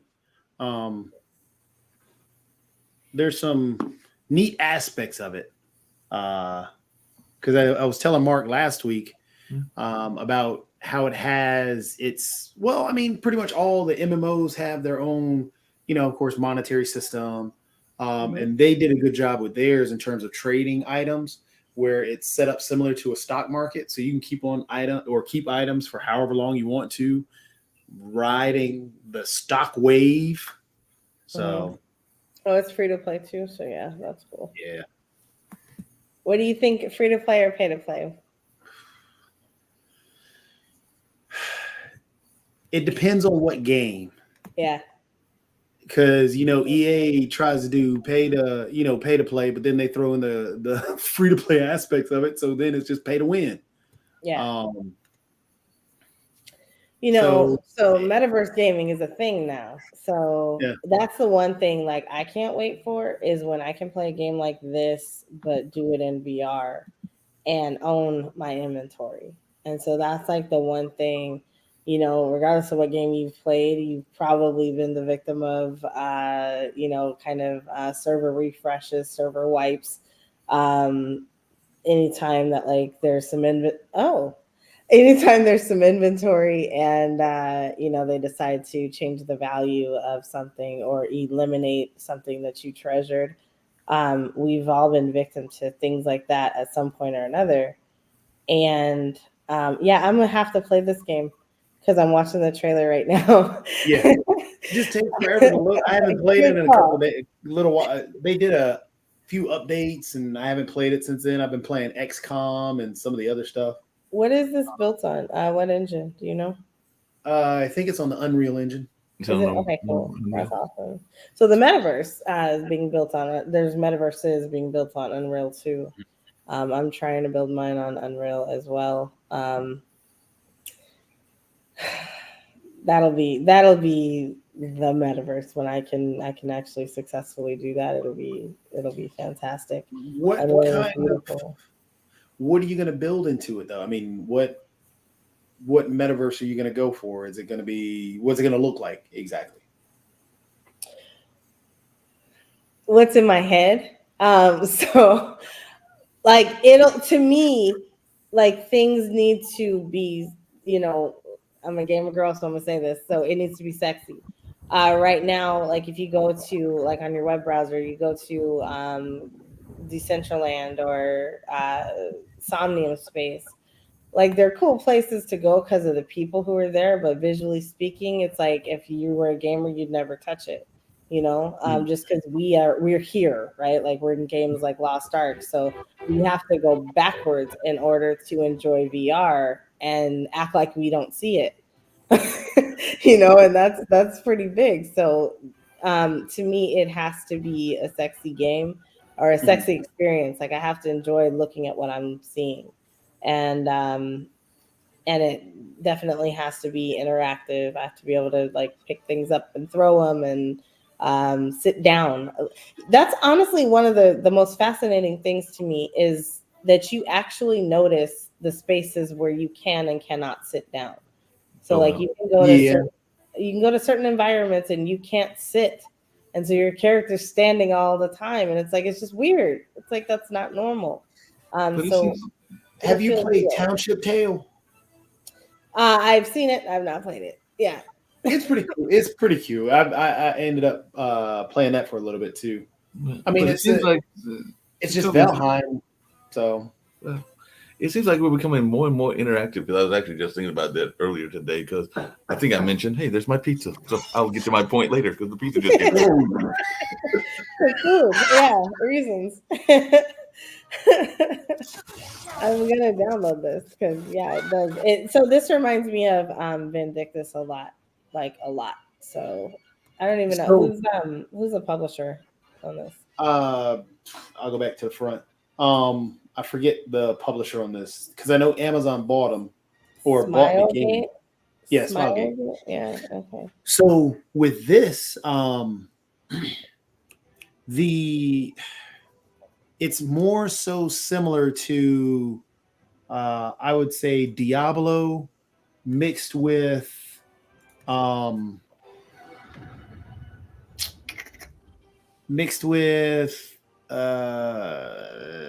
WoW, probably. Because it's a big open world and you're just running around. There are a bunch of quests that you have to go on. The action isn't like WoW because it's more Diablo-esque. Real action. I've never been a WoW girl. That was always not the thing for me. Targeted action is not actual action. By that I mean like you have target circles when you're talking about WoW. But in this, it's freeform action. Like this is straight up my alley. So if you look up games like Vindictus or Black Desert or even ArcAge to a degree, not really, but that's the realm I live in. So games like this are perfect for me. Is it good, Mark? It did very good. It was chicken fingers, but yes, what kind did you get? From Domino's, I got some of the chicken wings, and I got a pasta, and then I got a salad. So yeah, like I said, that'll be both dinner and lunch. Right on. But I was gonna say it does seem like we were becoming more and more interactive because I know that one of the things that I became a fan of several years ago is a way that you can be interactive even with basketball, but it's like the summer leagues and all of that. Because my alma mater fronts a team every year, I become a fan of TBT, which is that tournament that also created the Elam ending, which is like a set goal that you have to go and all of that. But I noticed that there are more fan engagements, and I'm thinking with what they're doing in gambling in sports, we're going to see even more of that, where people will be kind of like in that metaverse space, even trying to guess, when LeBron is going to hit his shot and all of that, and how many times he's going to hit and all of that, because that's part of what goes on in the tournaments, is you get to kind of like predict what's going to happen during the game. And I'm thinking that can be part of the metaverse as well. Am I correct in that? That's already there. Yeah, I was gonna say that. It's definitely there. Oh wow! I mean, you can do that in Smash Brothers. That's Okay. part of it. That's one of the games that you do in Smash Brothers. Cool. Because you can watch, you can sit there and do it, or you can spectate two people going or a couple of matches in Smash Brothers, one of the biggest game on the Nintendo Switch, and sit there and watch two people play and guess who may win before they actually fight. But collecting all my items. What game are you playing now? This is Lost Ark. Okay. I haven't played it in a little while, and I got a lot of items that they have just. What level are you? I'm sitting at level 50. Is that max? And so no, that's not the max. So there are 3 different tiers. I'm still on that first tier. You have to go through the store to get that next tier.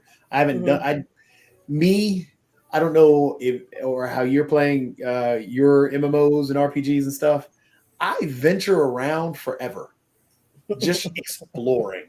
Especially when it's open world, though. Like that's so much. Yeah.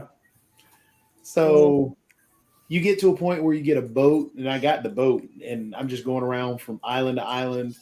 I haven't followed the story in a while, but I do have to follow the story to get the next tier. Wow, I got a lot of stuff here. That's what I do. Like I make sure that like I clear the story, and then like if they have like Black Desert had a knowledge system. Mm-hmm. So when you were fighting monsters or anything in the elements, like you actually earned knowledge, and all the knowledge had different tiers. And so I was a knowledge junkie, and so I would go and make sure that all my characters had all the knowledge of like everything. And I think I ended up like with 12 or 13 characters. So that was before they destroyed the server, and I lost all of my everything because they got bought out. So I can't wait for Web3 to take on stuff like this so that I never have that problem again. Understood. What's the highest you've got in the game? You asked Jacoby what he got in this game, but Nicole, what is the highest you've gotten in any of the games that you've played? Because I know the games seem to have like never-ending levels and all of that. So I just wondering how you've been. So that's the thing. Like, so you get to a certain level, and when you get there, like you're max. But then at any point in time, they can roll out new content and unlock it and make you go up to, or make the max a new level. Right. So I always max out my characters. But if I do not play, like Vindictus right now, I've been maxed, and I think that I'm sitting at level 80, but I'm pretty sure they're on like level 100 or something right now. So I'm behind the times, but you know, I have always had like super pimped out characters, and usually have some sort of status on the servers. But like in Black Desert, I think it's funny, or it was funny, when I could go back in there and see that I was still like the #1 farmer on my server at any given point in time after not playing for several months. Like I think that's both funny and sad at the same time. But it's cool. Now, I don't remember because we've talked on a couple of interviews. I've interviewed you a couple of times, and definitely you've been now part of the Black Business Olympics, at least this time around, and I've definitely seen you in Clubhouse and everything, but I'm not sure about the family dynamic. So the question is, are your siblings into gaming, and are your parents and grandparents into gaming, or have you brought them into gaming? Because I do know that sometimes the generations aren't always that great at getting into certain things. Like I know my mom, she's going to check my Facebook account through my aunt's account and everything. So I just wondering, how easy has it been for you to get your people in your family, whether it's siblings or parents or others into this gaming space? Nah, they don't. I'm the techie. I'm the one who like does stuff like this, like play games. When we were little, me and my older sister would play together, like the Nintendo and stuff. But you know, by the time we got to Sega Genesis, like she was done, and I just kept it up. But no, none of them are into technology or anything. Like my whole family is dedicated 100% to like the beauty industry. So everybody owns barbershops and barber salons, and you know, my sister is like a little miniature model and all this kind of stuff. But hey, this is exactly like Black Desert. That's so funny. Like, exactly like it. Seriously. Like literally. But you know, it looks prettier though. No, it doesn't. It's just, if anything, well, so I'm looking at it through different lenses, but yeah, no, it's very, very, very similar. He does. Okay. Hey, Agent Toby, you're the one that always tells us all the time on this show that you can find a video game for anything. You've also said that several times. So my question to you, and I guess it's her sister as well, and I'm sure there are those games, but I don't know them. For those that are in the beauty space, I know I go to my barber. I went there Friday and everything. But those in the beauty and beautician space, are there video games that highlight or replicate that industry as well? Yes, there's a lot. So first of all, so my niece, I'm the one who like tries to get the kids into the technology, and so I've always been like the auntie who buys like laptops and stuff for the nephews and nieces. But my niece, I taught her how to play Roblox when she was 3, and so now she's 7. She's still playing it. So in Roblox, there are lots of different games that you can play that you know allow you to do that. There's a lot in the Apple store. I don't know. She has an Apple, so that's kind of what I know for beauty industry. I would never. And so for me, I'm definitely an Android girl, but they're out there for sure. You can play dress up, and you can, you know, model. There's like Fashion Runway and every game, like even Vindictus, we got to a point where everybody was leveled up. And so we used to call it a fashion simulator, because that was what we did. Was we would all stand around on the server and switch between our outfits for hours. And like everybody would just sit there like, oh no, let me put this together and this together. And so when you think about the future and we're talking about NFTs, we have things called wearables. And so these are clothes for your avatars. And so now it's really empowering to the individual, because now you're able to create for your avatar. And when you think about that and you combine it with gaming, you're able to create for the whole gaming community something that people really want. And it's a way to provide yourself with income. So I think that's going to be really cool when we get there. But gamers, for some reason, are not feeling Web3. Somebody told them it wasn't for them. And I feel like that was the publishers who said, this is not for you guys. And they just kind of like put their minions out there and told people not to believe. But what's the young lady out of South Carolina that was into the wearables? Brooke something? I know I see her on Clubhouse all the time, but she's into that space. Oh, yeah. She creates wearables over in CryptoVoxels. Right. Which is another pixelated kind of place like Minecraft.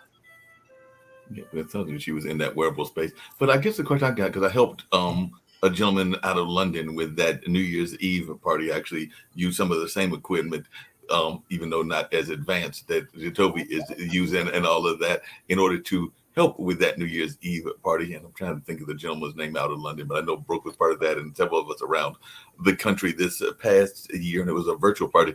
But the nightclubs, they look nice, just like some of these scenes that we're seeing here and everything, but they weren't as realistic as I would like them to be. So I was wondering, at what point will we see clubs that actually look like the clubs that we're used to going to if we go to clubs, or the festivals that we're used to going to in this universe space? That's the thing, is like, for me, like I said, I'm used to seeing sexy graphics. And so all this stuff that looks like Pleasantville, I don't really get excited about it. Right. So CryptoVoxels does not attract me because it's pixelated. That's not a space that I like, but because other people do, I understand it, right? For you, you might want something more realistic that looks less cartoony. And so there are spaces like Altspace VR, where you can go and there's definitely worlds there. There's some stuff that looks cartoony, but then there's worlds there that will blow your mind. That's where the Star Trek experience is. That is where there's a sister named Artsy, and she creates 3D worlds.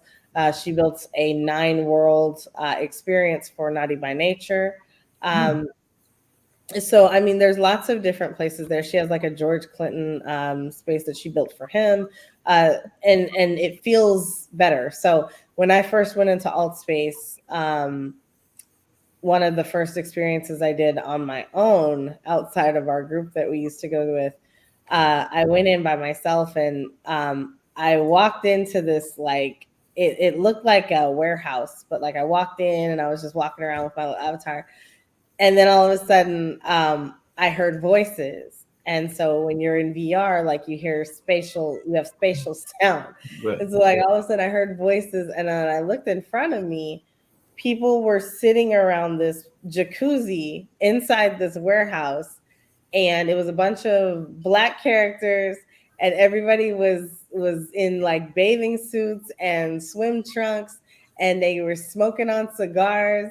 And like you could see like the smoke coming up out of them, and it was just funny. And like everybody was just talking, but like the avatars in Altspace are so realistic looking. Their eyes, they get you. And it's like they're not synced with your actual eyes, but they are created in such a way where it actually feels like you're getting the side eye from one of the avatars. Like the avatar's looking at you like you're a little crazy, and it just feels it's a better place to be. The only issue I have with Altspace is that it's not decentralized. So it's like I can't really fully take advantage of Web3. Like I can do certain things, but it's not decentralized. So I don't want to build things there because at any point in time Microsoft can shut it down. Yeah, well, that's the problem I've got, and I don't know what your thoughts or even Jatofi's thoughts are about this, because I know my dad is actually an artist as well. He's been an artist for decades and is actually a pretty good photographer, actually a very good photographer, and other art mediums that he's in. But I don't know. He told me to research it. But whenever I think about trying to get him into the NFT space, a lot of it is very animated kind of oriented, and I've actually got, because he just sent me a sizzle reel, I may actually play it for y'all in a little bit.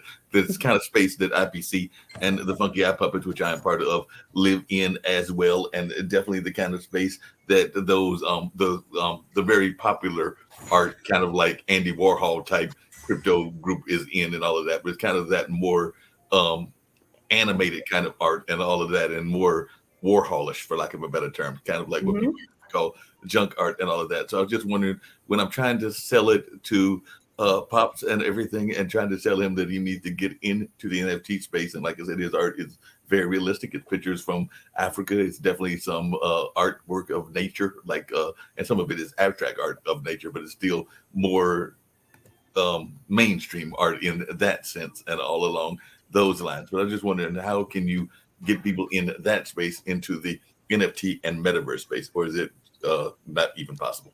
I don't know. Wait, get people from the art space into NFTs and the metaverse? Those that are into more realistic art, those that are into the more. Well, they're here already. You mean as creators or as collectors? More as either way, they're both already here. Okay. So the NFT is anything you want it to be, as long as it's a digital item. You can also create it and connect it to physical. But yeah, there's so much variety when it comes to what's available out there. If you just like scroll through OpenSea, you'll see a lot of really cool things. But I recommend going to other places. So like OpenSea is just one of many different marketplaces. It happens to be like the one marketplace that people talk about all the time, but there's other blockchains that aren't represented there, like Tezos. Tezos has a really great community, And there's a whole lot of great art out there. They have about like 5 or 6 different marketplaces that are pretty fantastic too. So like you can go to Versum or Hicket, or not Hicket Neck. Hicket Neck is the old name for it. What am I trying to say? I'm like drawing a complete blank, but there's a bunch of them out there. It starts with a K. Oh my gosh. Calumet. I'm like, I know I have it. There's a lot of different places that you can go and just check out the art. Solana is another place. Solana has a lot of games, but it also has a lot of culturally significant art out there because the people seem to be drawn to Solana because its Sol coin is Sol, and so it's just like a thing.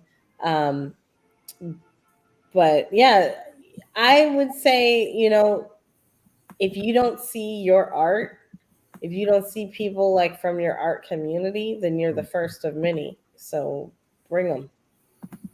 Yeah, that makes sense. I guess what I'm seeing is that and it's not just Pops and everything, there's other artists that I've brought it up to, and when they see kind of that, for lack of a better term, and I mean, some of it I admire, but it's more of that, and there's like the ones with the look almost like alien type creatures, and I'm trying to think of their names. They're very popular, but there's more of that kind of cartoonish type art and all of that seems to be the ones that get a lot of the attention from the media and all of that. That's what that is, though, is a lot of it is just media attention from the media.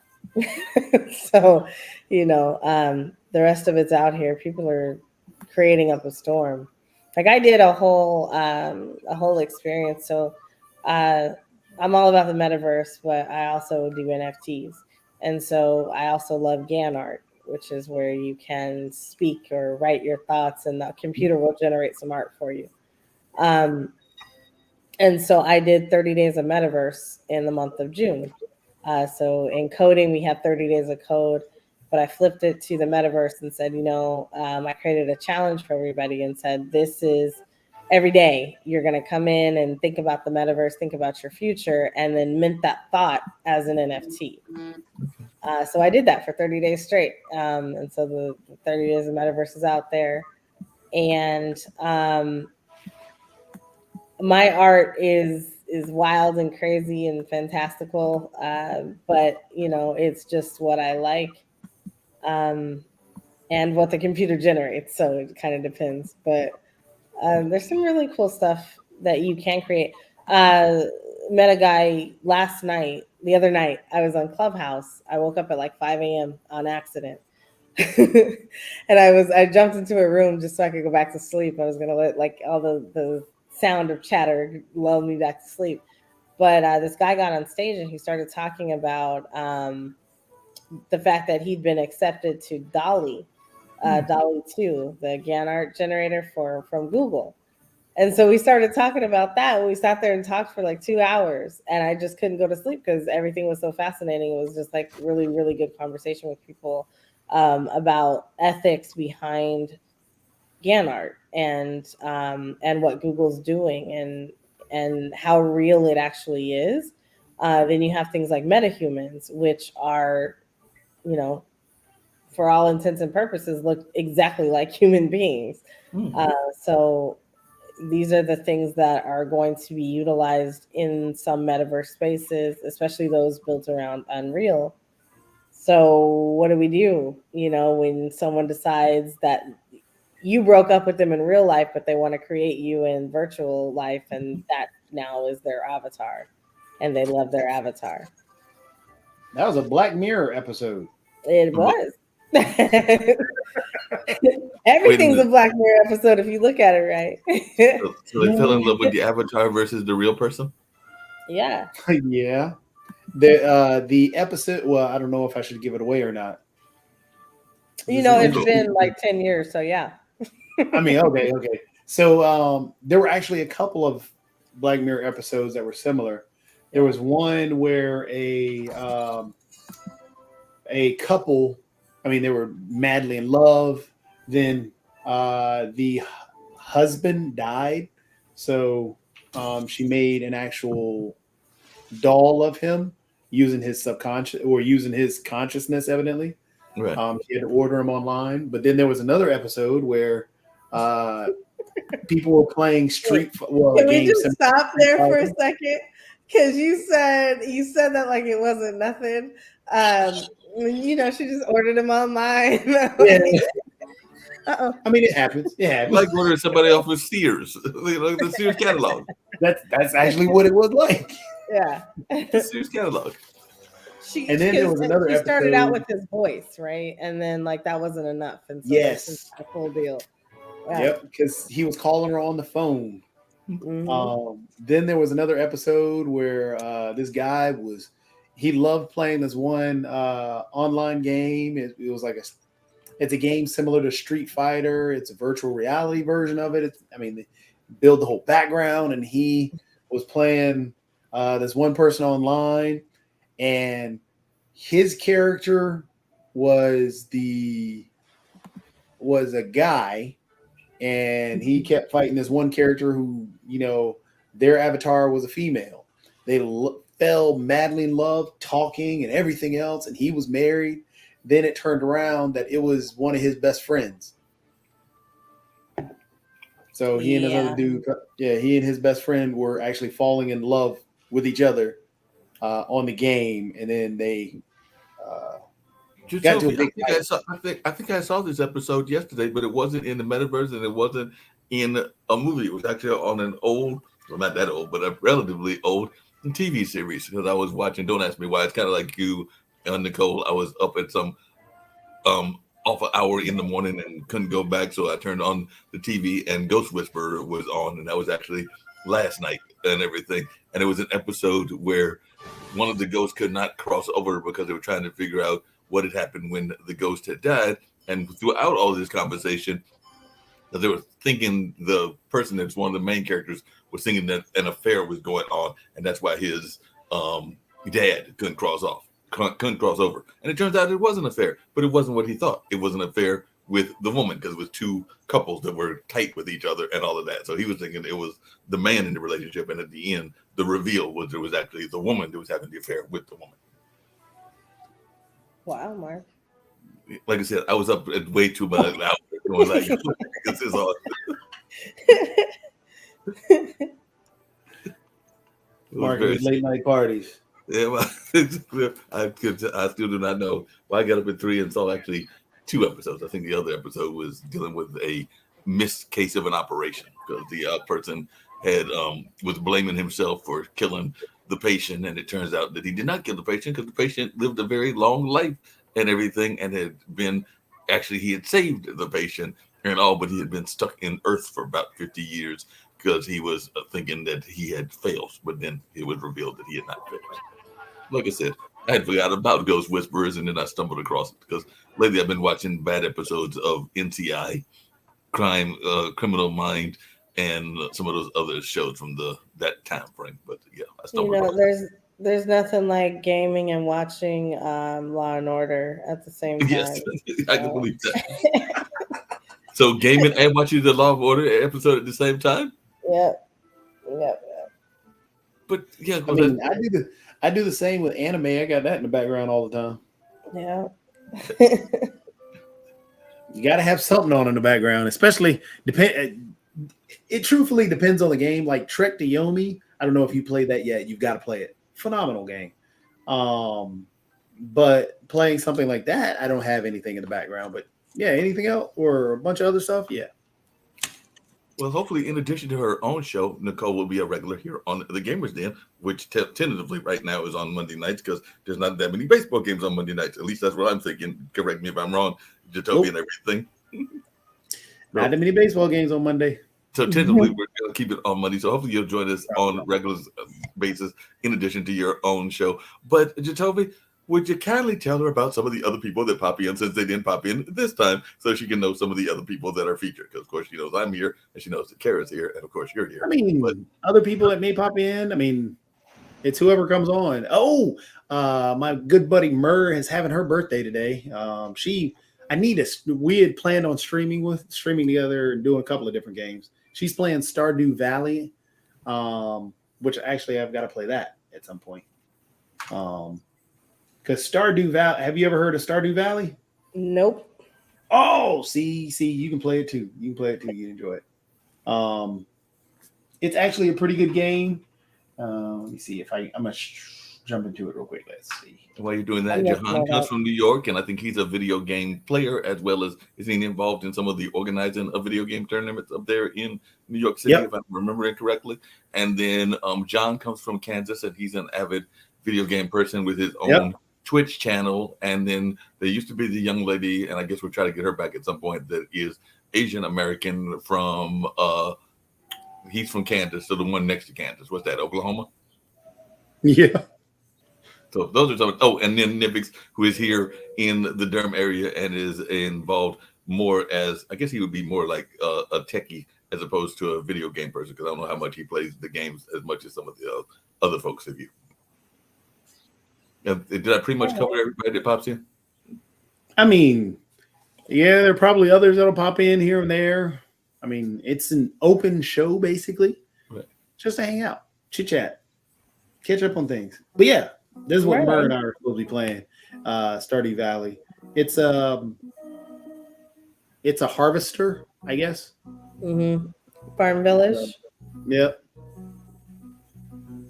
So it's pretty cute. It is pretty cute. I hadn't played much. I've seen the videos of it. I haven't played it myself. But yeah, you got the co-op. This is totally giving me Oregon Trail vibes. Oregon Trail vibes? Yes. I am not going to die of dysteria. Yo, so have you been out to the library of games? No, I want to. Where is this at? Here, I'll send you the link. Hang on. Favorite thing, shrimp. Is there a national video game library yet? Because we have a library for everything else, but is there a national one like there is for the Museum of Indian Heritage and African American Heritage and Aviation and the rest of those? Do we have a video game museum yet? Oh, yeah, I do know about this. We're gonna get to it. This is the vault right here. Yeah, I think I got this vault locked in on one of our other ones because there was somebody who sent me another. Was it this one? Mark, go there and check this out. I am.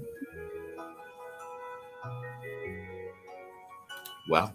Yeah, I had that one. I had that's the MS-DOS one. There's the Amiga one. Oh, So the Amiga one is basically the same thing. Mm-hmm. Here, I'll put that in there too. Okay, so I guess there are games for everything because the thing is strip poker professional. Okay. Everything. Yep. I tried to tell Mark about Leisure Suit Larry. You know what game we found the other day? You might not have played this, but I totally did when I was younger. Drug Wars. Yeah, I remember Drug Wars. And we found it. Like, it's actually on the Play Store right now. It's crazy. Really? Yeah. Is there a rating system for the games? Because I'm sitting there with one that's got, the word that rhymes with Duck Quest #2. So I'm thinking that definitely got to be a graphic game and everything. So is there a rating system for these video games? They're probably not. This is before rating systems were introduced to the world. Because the ESRB is your rating system, and then there's PEGI as well. But ESRB hit in 1990, 96, I think it was, or right before or after, something like that. Yep. Oh, I remember and it this was game. because of a game called Night Trap, and not because of Mortal Kombat. Actually, I remember this Duke game. Nukem 3D on DOS. Where in the world is Carmen Sandiego? That was also a great TV series. Yes, it was. The theme song and everything. Yes, I know all the words to it too. That used to be my show. Like seriously, like I will watch Carmen Sandiego forever now. Like if it's on. They have a remake to it too. It's not even Not close. the same thing. I mean, I thought they were making another one. A new one, like another one. Yeah, you have to leave some things alone. Like we don't need to have a remake of the Beverly Hillbillies, even though it was classic way back in the days and everything. We definitely don't need a remix, and I wasn't even around at this time of the Groucho Marx hour. So, but don't you tell me might make a good Groucho Marx? Groucho Marx. Yeah, I can I'm see just you. trying to get my hair done. There, Say got what? My hair did. Got my hair did. Yeah, got your hair did. Oops. Uh-oh, what was that? Oregon Trail. Which one was that one? Oregon Trail. Oh Lord. The Oregon Trail.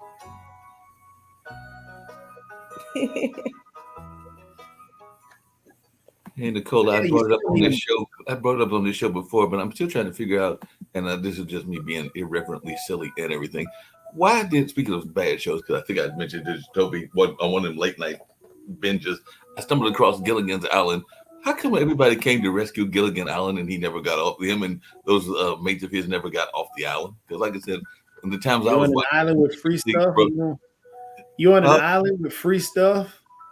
People giving you stuff. Why are you gonna leave? I don't know. You know what? Like that's one show. Like I remember watching certain episodes, but I didn't actually watch the whole thing. I don't know why. Something else had to have been on instead of me actually watching it. But I have not. I'm not a Gilligan's Island fan at all. You might have been watching, and you might have been watching Different Strokes. Perhaps. It was probably because I was watching Bewitched or something like that, but Wait a minute. or So Mama's Family or something. But yeah, so you're more of a Bewitched person versus I Dream of Jeannie. You know, the two witch shows, and now we've got what's the? I watched both of them. Yep. Yeah. So if you had to have your three witch shows, Bewitched, I Dream of Jeannie, and Charmed, which one would you take as your favorite? Ooh. Bewitched. Yeah. I can see that. I can go with Bewitched as well. Charmed, there's two of them. Right. The newer one is a little too much for me. Although I like the culturally relevant, choices there, but it's way too extra. The original Charmed, I watched all of it faithfully, but the last couple seasons, not so much.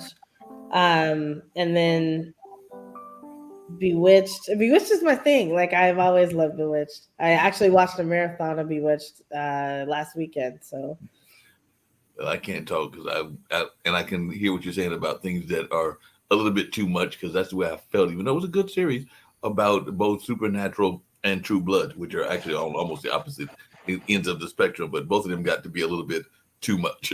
Now, see, I love me some True Blood, so I can't I can't say anything about that one, but I will say Supernatural, same thing.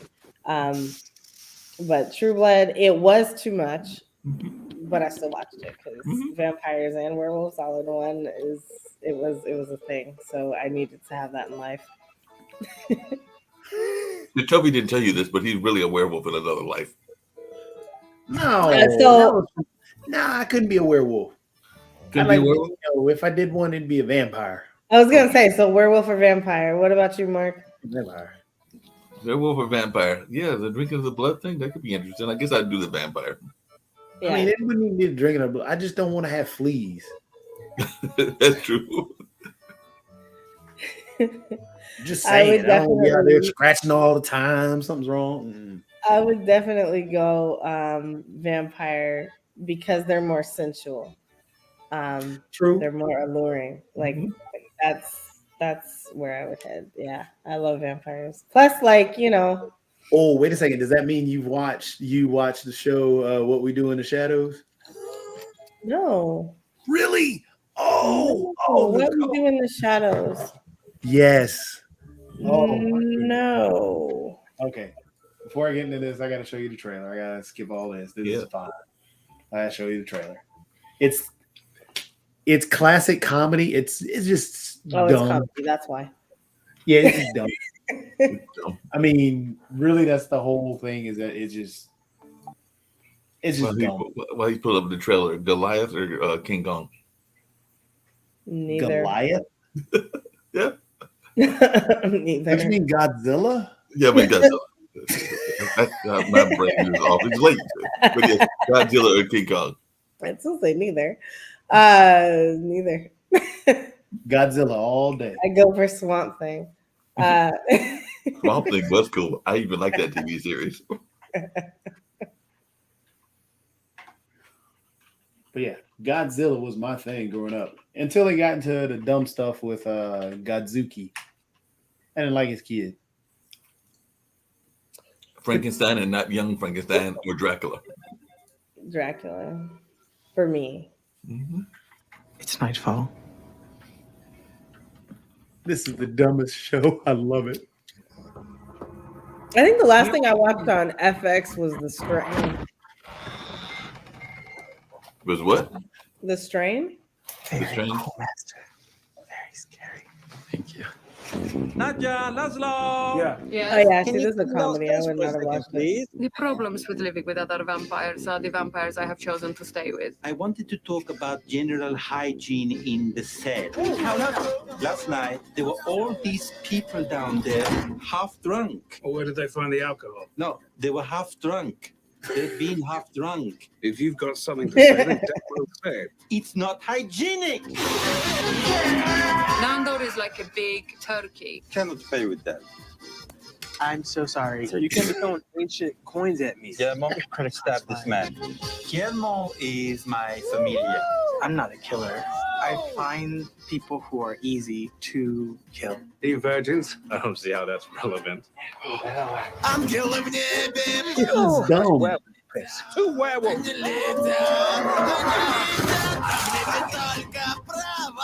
Colin, what are you doing in here?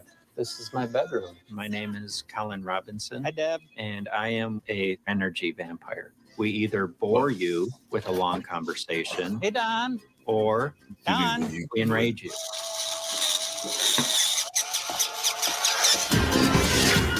Something terrible is coming. Master, this is pretty macabre. I've got my cake caught in the door. Yank it out! Have you seen The Man Who Fell from Earth or Fell to Earth? Yes. Yeah. But What We Do in the Shadows. Actually, Wesley Snipes was on What We Do in the Shadows at one point. Oh wow, Wesley was on that. Yeah. That's It's just such a dumb show. But I got hooked on watching it because, again, I like vampires and it's cool. So, and which honestly, did you see Castlevania on Netflix? Yeah, the first season. Yeah. Oh. So the first season is okay. The second season is great. The second season, watch it all because like the second season is better. The third season, you'll literally jump out of your chair and cheer at the end of it. It's phenomenal. And the fourth season is actually pretty good too. Okay. But yeah, I started watching that show. I got hooked on it. It's just dumb. It's just mindless humor, and they just do dumb stuff. Speaking of dumb, Jatelvi, because you are also, Nicole doesn't know this, but the rest of the folks that follow us know this. You are also an improv performer and will sometimes do other aspects of comedy. So how much does that play into your video game playing and everything? So I just wondered how much do you use those skill sets in your video game playing? I mean, unless I'm doing something VR wise or talking to people online, it doesn't really, because the game itself, you're playing the game, and most of the games that I truly enjoy are like RPGs themselves. Okay. So I'm, like Dragon Quest. Dragon Quest is one of my favorite games. Love it. and I'll sit there and play that. But it's not like I'm doing anything improv wise while playing the game. Right. It's just playing the game. So unless I'm talking to somebody while, sitting here playing Rocket League, which I never really use the voice chat anyway, but if I'm playing something that I'm supposed to chit chat with somebody, outside of that, nope, doesn't really do much. Gotcha. Just wondering, because I do know that's one of your skill sets and everything. Green Hornet or Flash? Well, anything green for me is a win. So yes. Well, so I go to Green Hornet too. You're a Kermit fan. Huh? So you're a Kermit fan.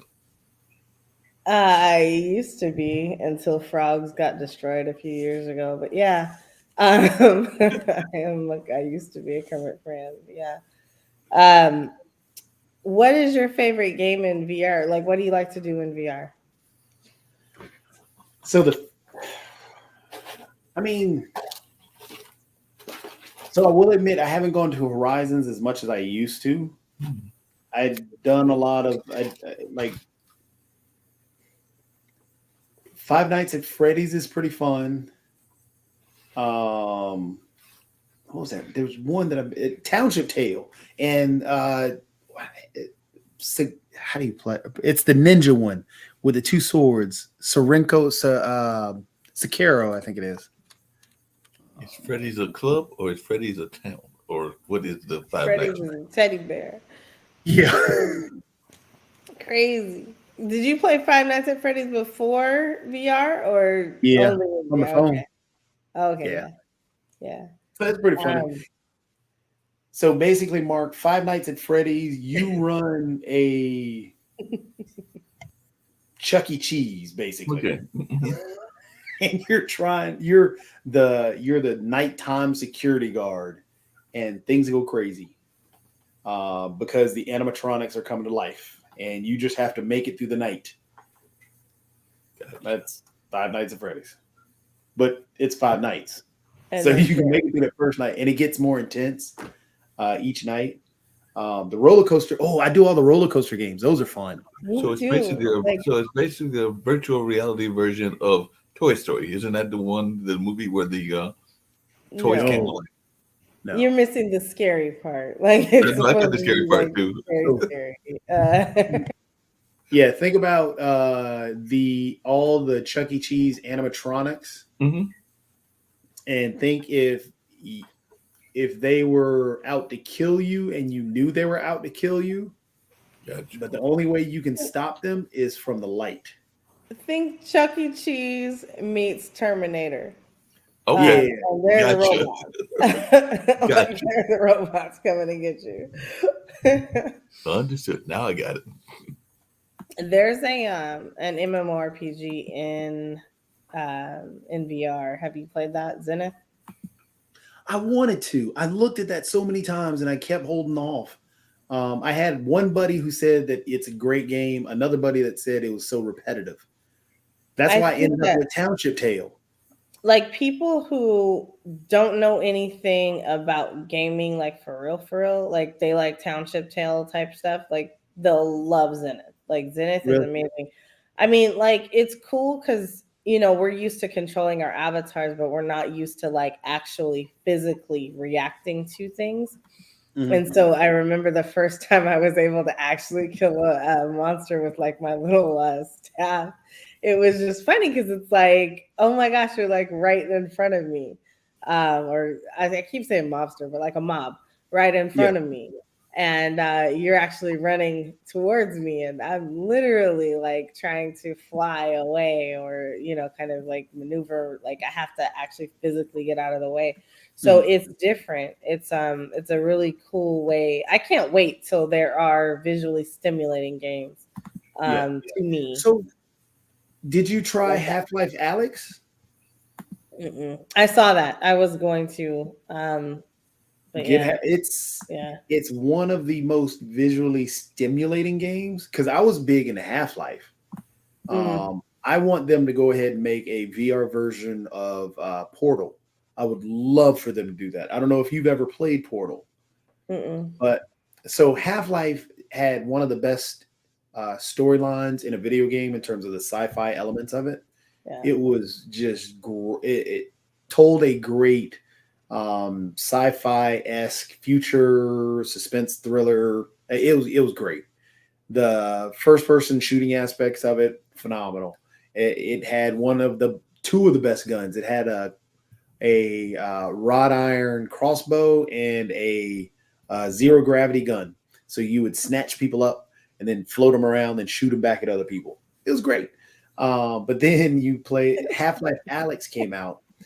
Well, actually, what came next was Portal. And the Portal series, it is in the Half-Life universe, but you are a quote-unquote test subject, and you're trapped within this lab, in this whole labyrinth. And you have these, they're not even really, well, I guess you would call them guns because they shoot, but one will shoot a way that you can, half of the portal, the other will shoot the other half of the portal. So you've got a blue side and an orange side. You can go in one and you always come out the other. So if you walk in the blue one, you're coming out of the orange one. If you walk in the orange one, you're coming out of the blue one. So it's a big puzzle where, if you have to get across the room, you shoot one portal on your side and the other portal all the way across the room. And then you walk through and you're on the other side of the room. So they teach you all this stuff. And then throughout the game, there are these little tiny robots that don't move, but they're just shooting directly, and you got to figure ways around it. So you drop one through another portal to hit something else. And then, so it's a really, really great puzzle game.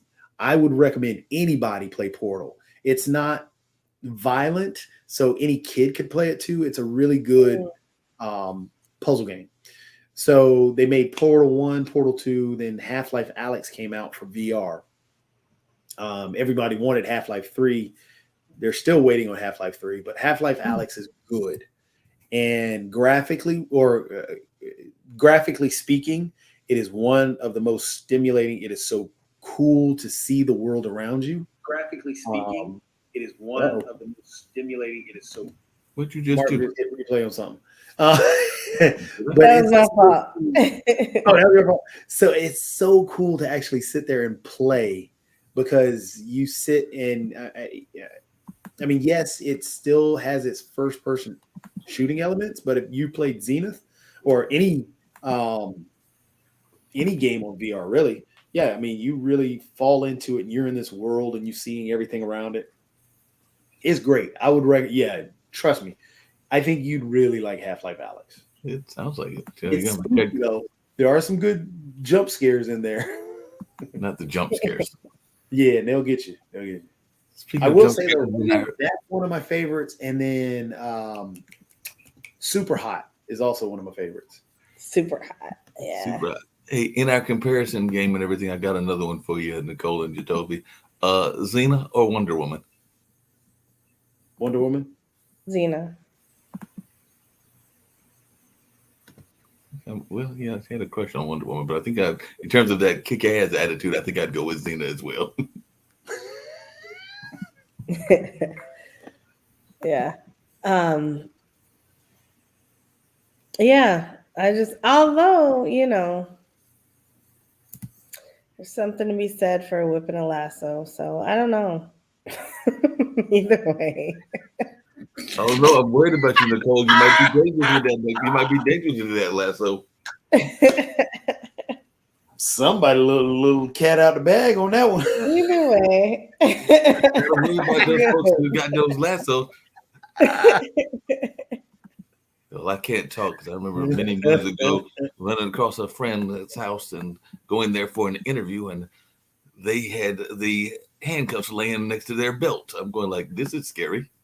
It was not expected. Did you address the situation, Mark? No, I will tell you what happened. Literally, because I had gone to her house to do an interview. She was in the fashion space. Speaking of you talking about your what do you call it? Your sister, I think you said it. But she was in the fashion space and did like some fashion shows that might have been somewhat scantily clad, but not totally. So the newspaper said, go do the interview. And I think we did 2 interviews. But when I went and did the interview, in where they stayed at, and I think we did it in the office space, which was her apartment. And she was like, said, we were doing the interview, and I was doing the interview, had the whole interview conversation, and then Mother Nature called, so I had to go to the restroom. So I went up there, and then when I came back down, I asked her, because I noticed that, and I was young. I was probably in my mid-20s at the time, or maybe mid to late 20s. So I came down, and I proceeded to ask her, I was like, is that for show, or is that for real? And in her best, and I'm not a good at imitations, but this was a sister, in her best Mae West impersonation, she looked me dead in the eye and said, well, Mark, that depends. And I think I ran out of that room because I was a little bit on the scared side and everything. So I was like, excuse me, where's the phone? And can I call my taxi right now? Because I got to get the heck out of here, because I'm not for these handcuffs and all of that other stuff. So handcuffs and belts with like little things on them. Yeah, that particular time in my life, that was not happening. Wow. I mean, you did say that particular time in life. Yeah, you picked up on that too. Change, Mark. You put that out. It's all right, Well, Mark. as you grow older, things change, and you might be open to other suggestions and other things in life, including in the virtual and the augmented world. So, like I said, things might change as you get older. I'll just leave it at that. So what's funny is that, thinking about the metaverse again, and kind of like what you just said, people are going to be able to experiment with things that they find taboo in real life. And so to be able to do it in a virtual space where you can invite other people in or not to help you explore things. I just think it's going to be funny. It'll be really interesting, like what happens. It's going to be funny, but I mean, in that same space, we get into the late night hours, I can actually say that. But, a lot of that fringe element actually has existed for a while. Because I remember, and Jacoby knows this, I worked at a number of radio stations, but one of them was our radio station connected with one of our local HBCUs. And when it was on, and I think they might have been celebrating the 5th anniversary. And at the same time that we were celebrating, I think we had Frida Payne singing and other performances going on. It was at a hotel that is no longer around. And in that same hotel was a swimming pool. And there was a group of people that were coming out, doctors and lawyers and all kinds of professional types. And I was inquisitive then, just like I'm inquisitive now. So I proceeded to ask them, hey, what are y'all here for? We're here for this party. I think I was in my mid-30s at that time. And we're here for this party and everything. And they're like, no, we're here for the wife swapping event. And I'm going like, hey, we got wife swapping in Durham? But apparently there was that. But as I was talking to these people that were doctors, lawyers, I think there might have even been some police chiefs from other parts of the country. And I'm going like, these are not the people that I would have been expecting to be in that kind of lifestyle. But hey, one never knows. Yeah. So, Mark, you went to a wife swap. No, I did not go. I was at the other event. Don't try to put me there. I heard you say you went too. So, well, one, you have to have a wife in order to go to a wife swap. So I've never been married. So don't even try to go there and everything. I told you where I was at. I was at the anniversary for the station on its 5th anniversary. I think we were only the 5th or 10th year of being around. So no, I was at the other event. Nice try though. I mean, I'm just saying, Mark, it's okay. If I could go, I'll tell you. I mean, I would tell you about the other thing that I did go to that was weird, and that was in a nightclub in Raleigh that was very popular. I think is the Long Branch still around? I think so. I don't know. I haven't. I think it is still around. But some friends said, "Hey, come by and check out this event and everything." This was in the early days of social media, Nicole. So they were like, "Come and check out this event." And I'm like, "I don't know what y'all are about. I don't know what this event is, but I'll come and see what this is." And what it turned out to be was there were 3 events going on at the same time at that particular club, and the 3 events were people that were, I think it was the first Gulf War. So they were going to. It was a bachelor party, a bachelorette party, either coming from the war or going to the war event, and like either the soldiers were coming back or they were going. I don't remember which way they were being either deployed or coming back from deployment.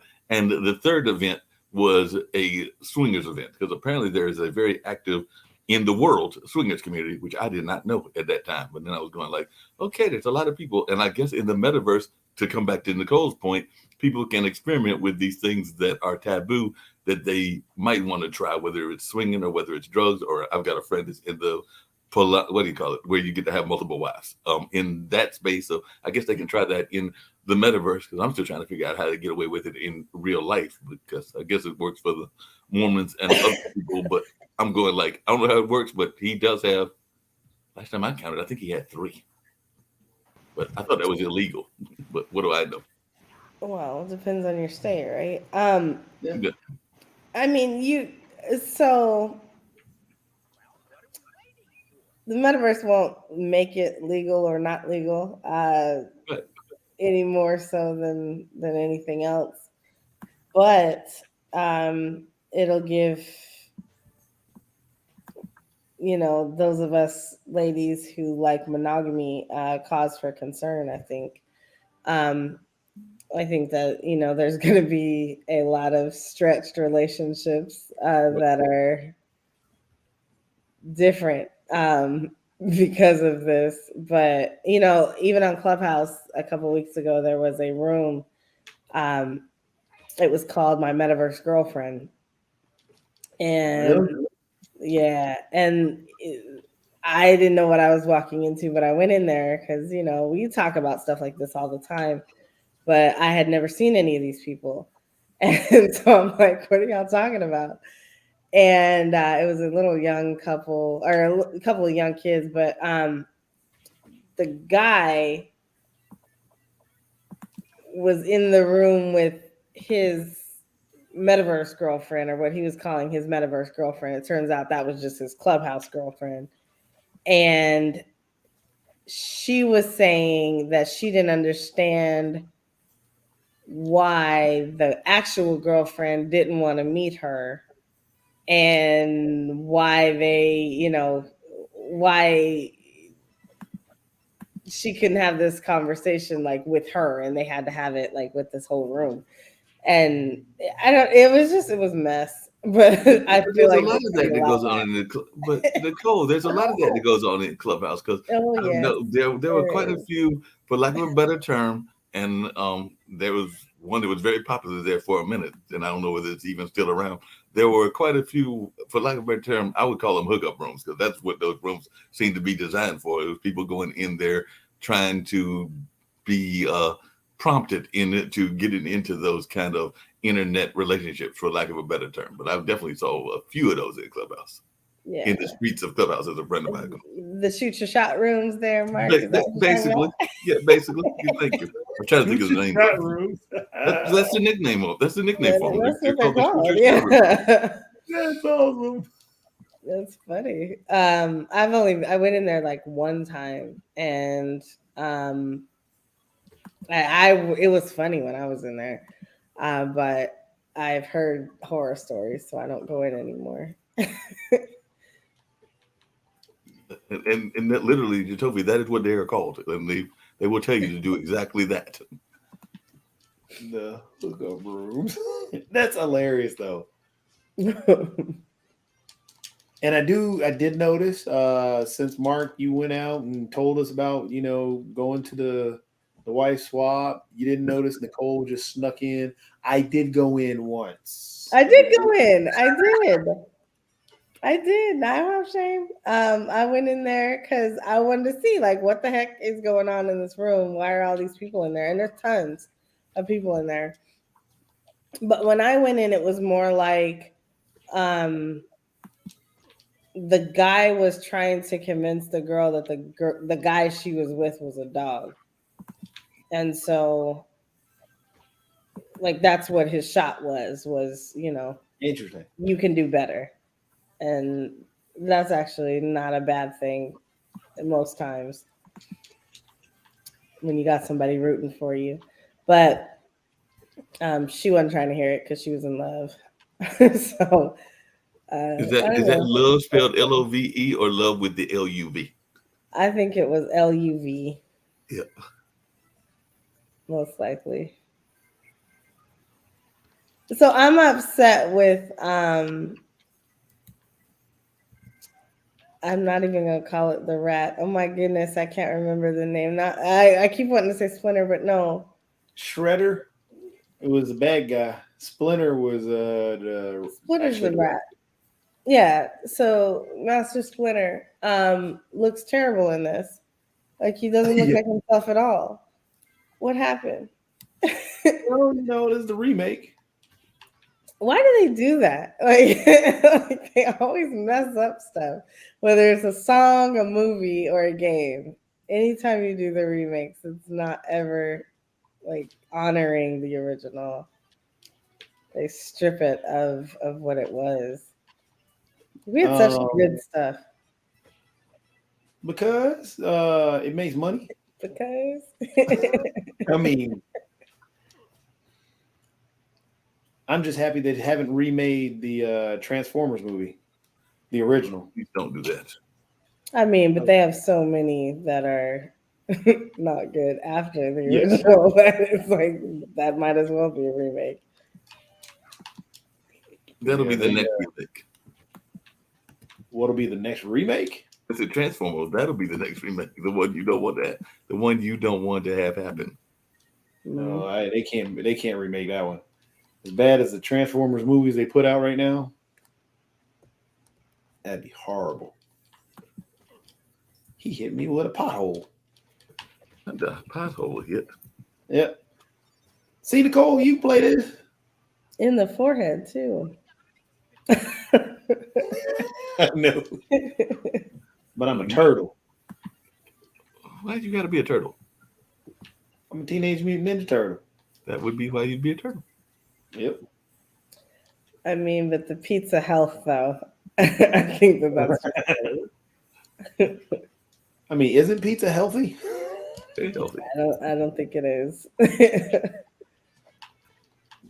In the least bit about as healthy as that iced tea that I'm somewhat addicted to. So we know that's not healthy.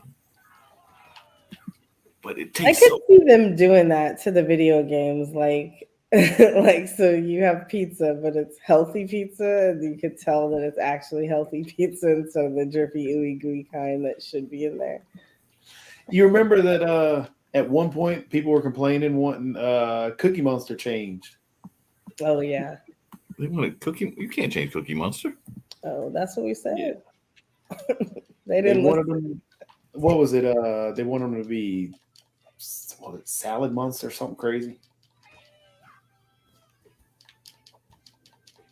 That is just so wrong on so many levels.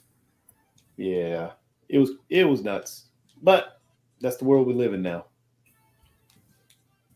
The world we live in, where people like Khloe Kardashian are selling some product that I heard her selling. I forgot what it was. It was something, and I think it was what's the woman that got in trouble for her legal troubles? Marsha Stewart with, I believe, selling some sort of kitty litter that changes colors based on what your cat's doing. Changes colors on what your cat's doing. It's supposed to tell you how healthy the cat is. What happens if I'm the one using it? If you're the one using the kitty litter, then it might change that color big time. But yeah, I didn't know Khloe. You got to ask Lamar about Khloe. Yeah, well, since he has a show, at least tentatively, so even though there's some adjustments going on with that as well, but definitely got to get. I thought that show started. It did. It started. He's had 2 shows. Oh, okay. Lamar Odom? Yep. Oh, right on. I saw the interview Sharita did with him, but I didn't know he had a show now. That's cool. Yeah, his premiere show was actually last week, and I think he had a schedule conflict this week, which is why there was the one interview with her this time around.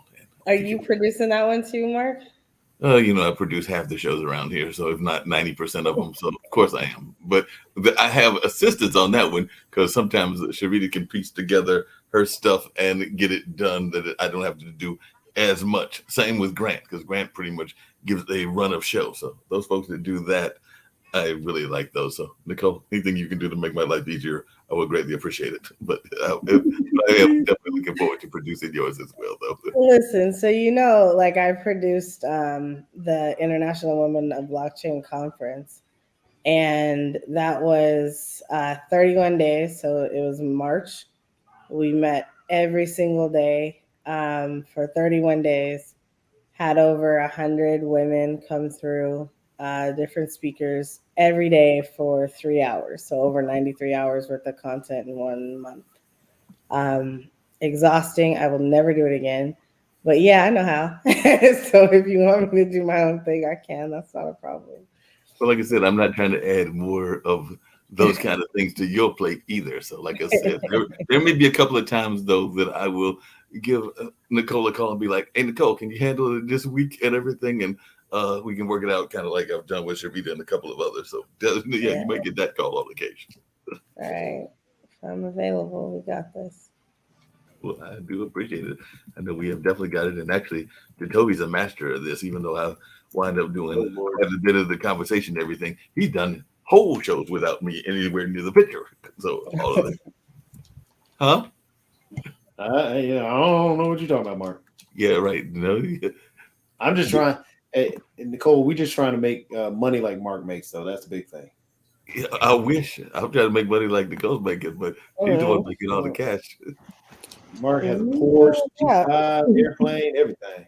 I wish, like I said, I wish I had that mystery plane. You thinking about that guy killed that pops in from Australia? That's a hedge fund investor, because this person is living the poor life over here in Durham, North Carolina, at an apartment complex. So no, I'm waiting for that plane life, boat life, and all that other life. But no, it's not happened yet. I'm waiting for it. I know some of the people have already got it. You know, Mark, have you thought about, your production bloopers as NFTs? Hey, I got plenty of them. That could be actually pretty good thing. I might have to look into that. I had not thought about that because there have been some serious bloopers, and I do have them still on record. So I might have to think that it's not a bad idea. I'm liking this. Like the time I've had to go in and rescue some interviews, that was a blooper. Like literally people drop it off on the screen. So then it's like, oops, let me dive in.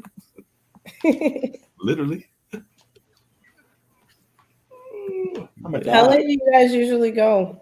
We're good. Well, I'm going to tell you, Jatavi can stay and play games until like 2 or 3 at night, because I have literally woken up and turned on my computer after a brief nap, and it's like, hey, Jatavi's still in the room, because I know that the vampire, because I don't think that he actually sleeps. He tells me he sleeps, and believe it or not, you're not going to believe this because they've not popped into the show yet and everything, and they won't pop in at this late night. But Jatavi's actually got a wife and 2 kids, including a kid that's got. I guess it's all right for me to say that he has.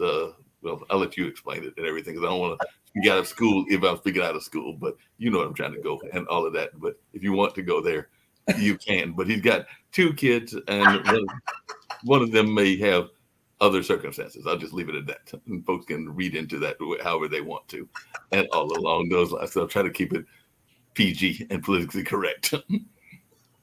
It sounds like I have so many things going through my head right now. It could be anything. I started to go there, but then it occurred to me that I hadn't asked Jatavi about that. So that's why I froze. Well, yeah, and it's a kid, so. You made it sound so horrible. Well, that was not intended to be horrible, but I did. But I also wanted to respect the, how you and your family feel. That's all I'm trying to say. If you want to help me clean it up, because that was not a good cleanup. But if you want to help me clean it up, then I would greatly appreciate it. You tell me. I mean, this is just fun, though. Yeah, you are having fun with this and all that, and I know that as well. You do like to have fun with some of my steps. See, that's an NFT you can use. See? Yeah, that was an NFT right there. Totally. Oh, by the way, but you will be featured this Thursday, by the way, on one of our other shows. I meant to tell you that, and he told me to tell you that. But you had that interview along with your son. I think he's only in there for like 3 or 4 minutes with Chris Greco. So that'll be aired this Thursday afternoon at 3:00. All right. Yeah, he sent me the copy of it. Okay, cool. It turned out pretty good. You were pleased? I mean, I guess. I mean, we just talked. That's all it was, casual conversation, exactly. Yeah, It's not like the the craziness that you made it sound like. But yeah, just all. It was a good conversation. But Nicole, we definitely got to play some games. Yeah. We can do that, just not tonight, because I am literally. No, I could hear you started to fade. I am so tired. And I was going to say that usually by this time I am starting to fade as well. And even if Jatovi decides to play games till 2, I'm thinking we'll probably end in the next few minutes. Am I correct, Jatovi? Yeah, I mean, we can actually go ahead and start to close the show out. Yeah. I mean, I had to update the outro anyway, so I got to make sure that it works. I don't know what in the world. Mark, what did you just upload?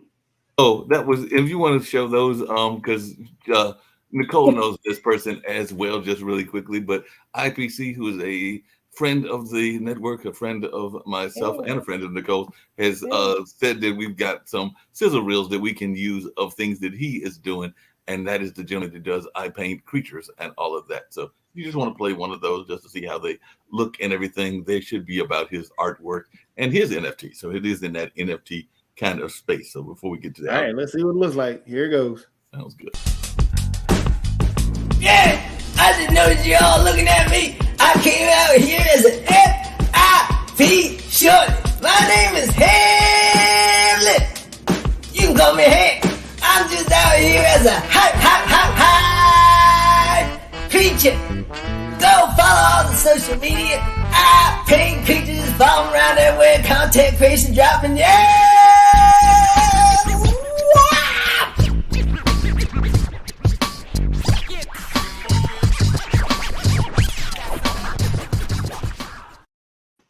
Interesting. IPC is a monster. Oh my goodness, he is so talented in so many different things. Yeah, he has. That's like his. He has everything. All that stuff needs to be NFTs. All of it. Because he does it all. Like you said, you saw the comic books and that. I mean, the books, and he's definitely done those. He does the voiceover work. Was a George Lucas disciple, so he does a little bit of literally everything in the art world. I don't know what skill that IPC doesn't have, because he's also a internationally recognized haiku champion and a poet. Yes, yes. Interesting. Yes. All right. I guess since everybody's about to go to sleep, I better close out the show. That'll work. All right, Nicole, I got to do the outro. It's about to happen right now. It's about to happen. I'll play the outro. Nicole, thanks for showing up, and I hope that you'll show up next Monday as well. Jatovi, you're good for next Monday too? Because I'll create that. Yeah, I'm good for next Monday. Cool. Definitely good for next Monday. Well, hopefully especially since Nicole's coming by, we're gonna play this. We're gonna play again. Hey, I'll download Lost Ark so we can do something there. Honestly, you don't even have to download Lost Ark. I can connect this right on, and we can play this on it. Well, we'll go hang out in the metaverse then. How about that? Yeah, we can do the metaverse next week. We'll go to Altspace. We can go to Altspace next week.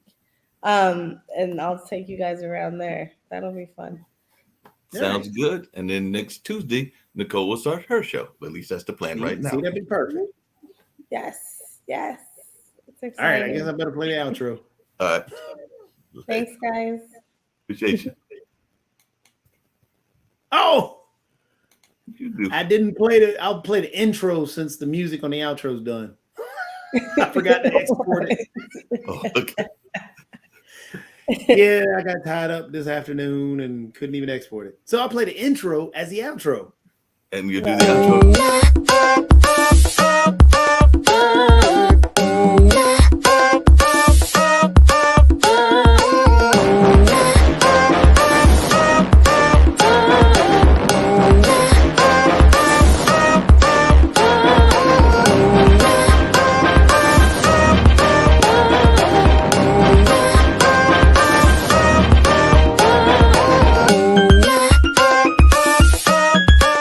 And I'm following you right away because this was so much fun. You guys are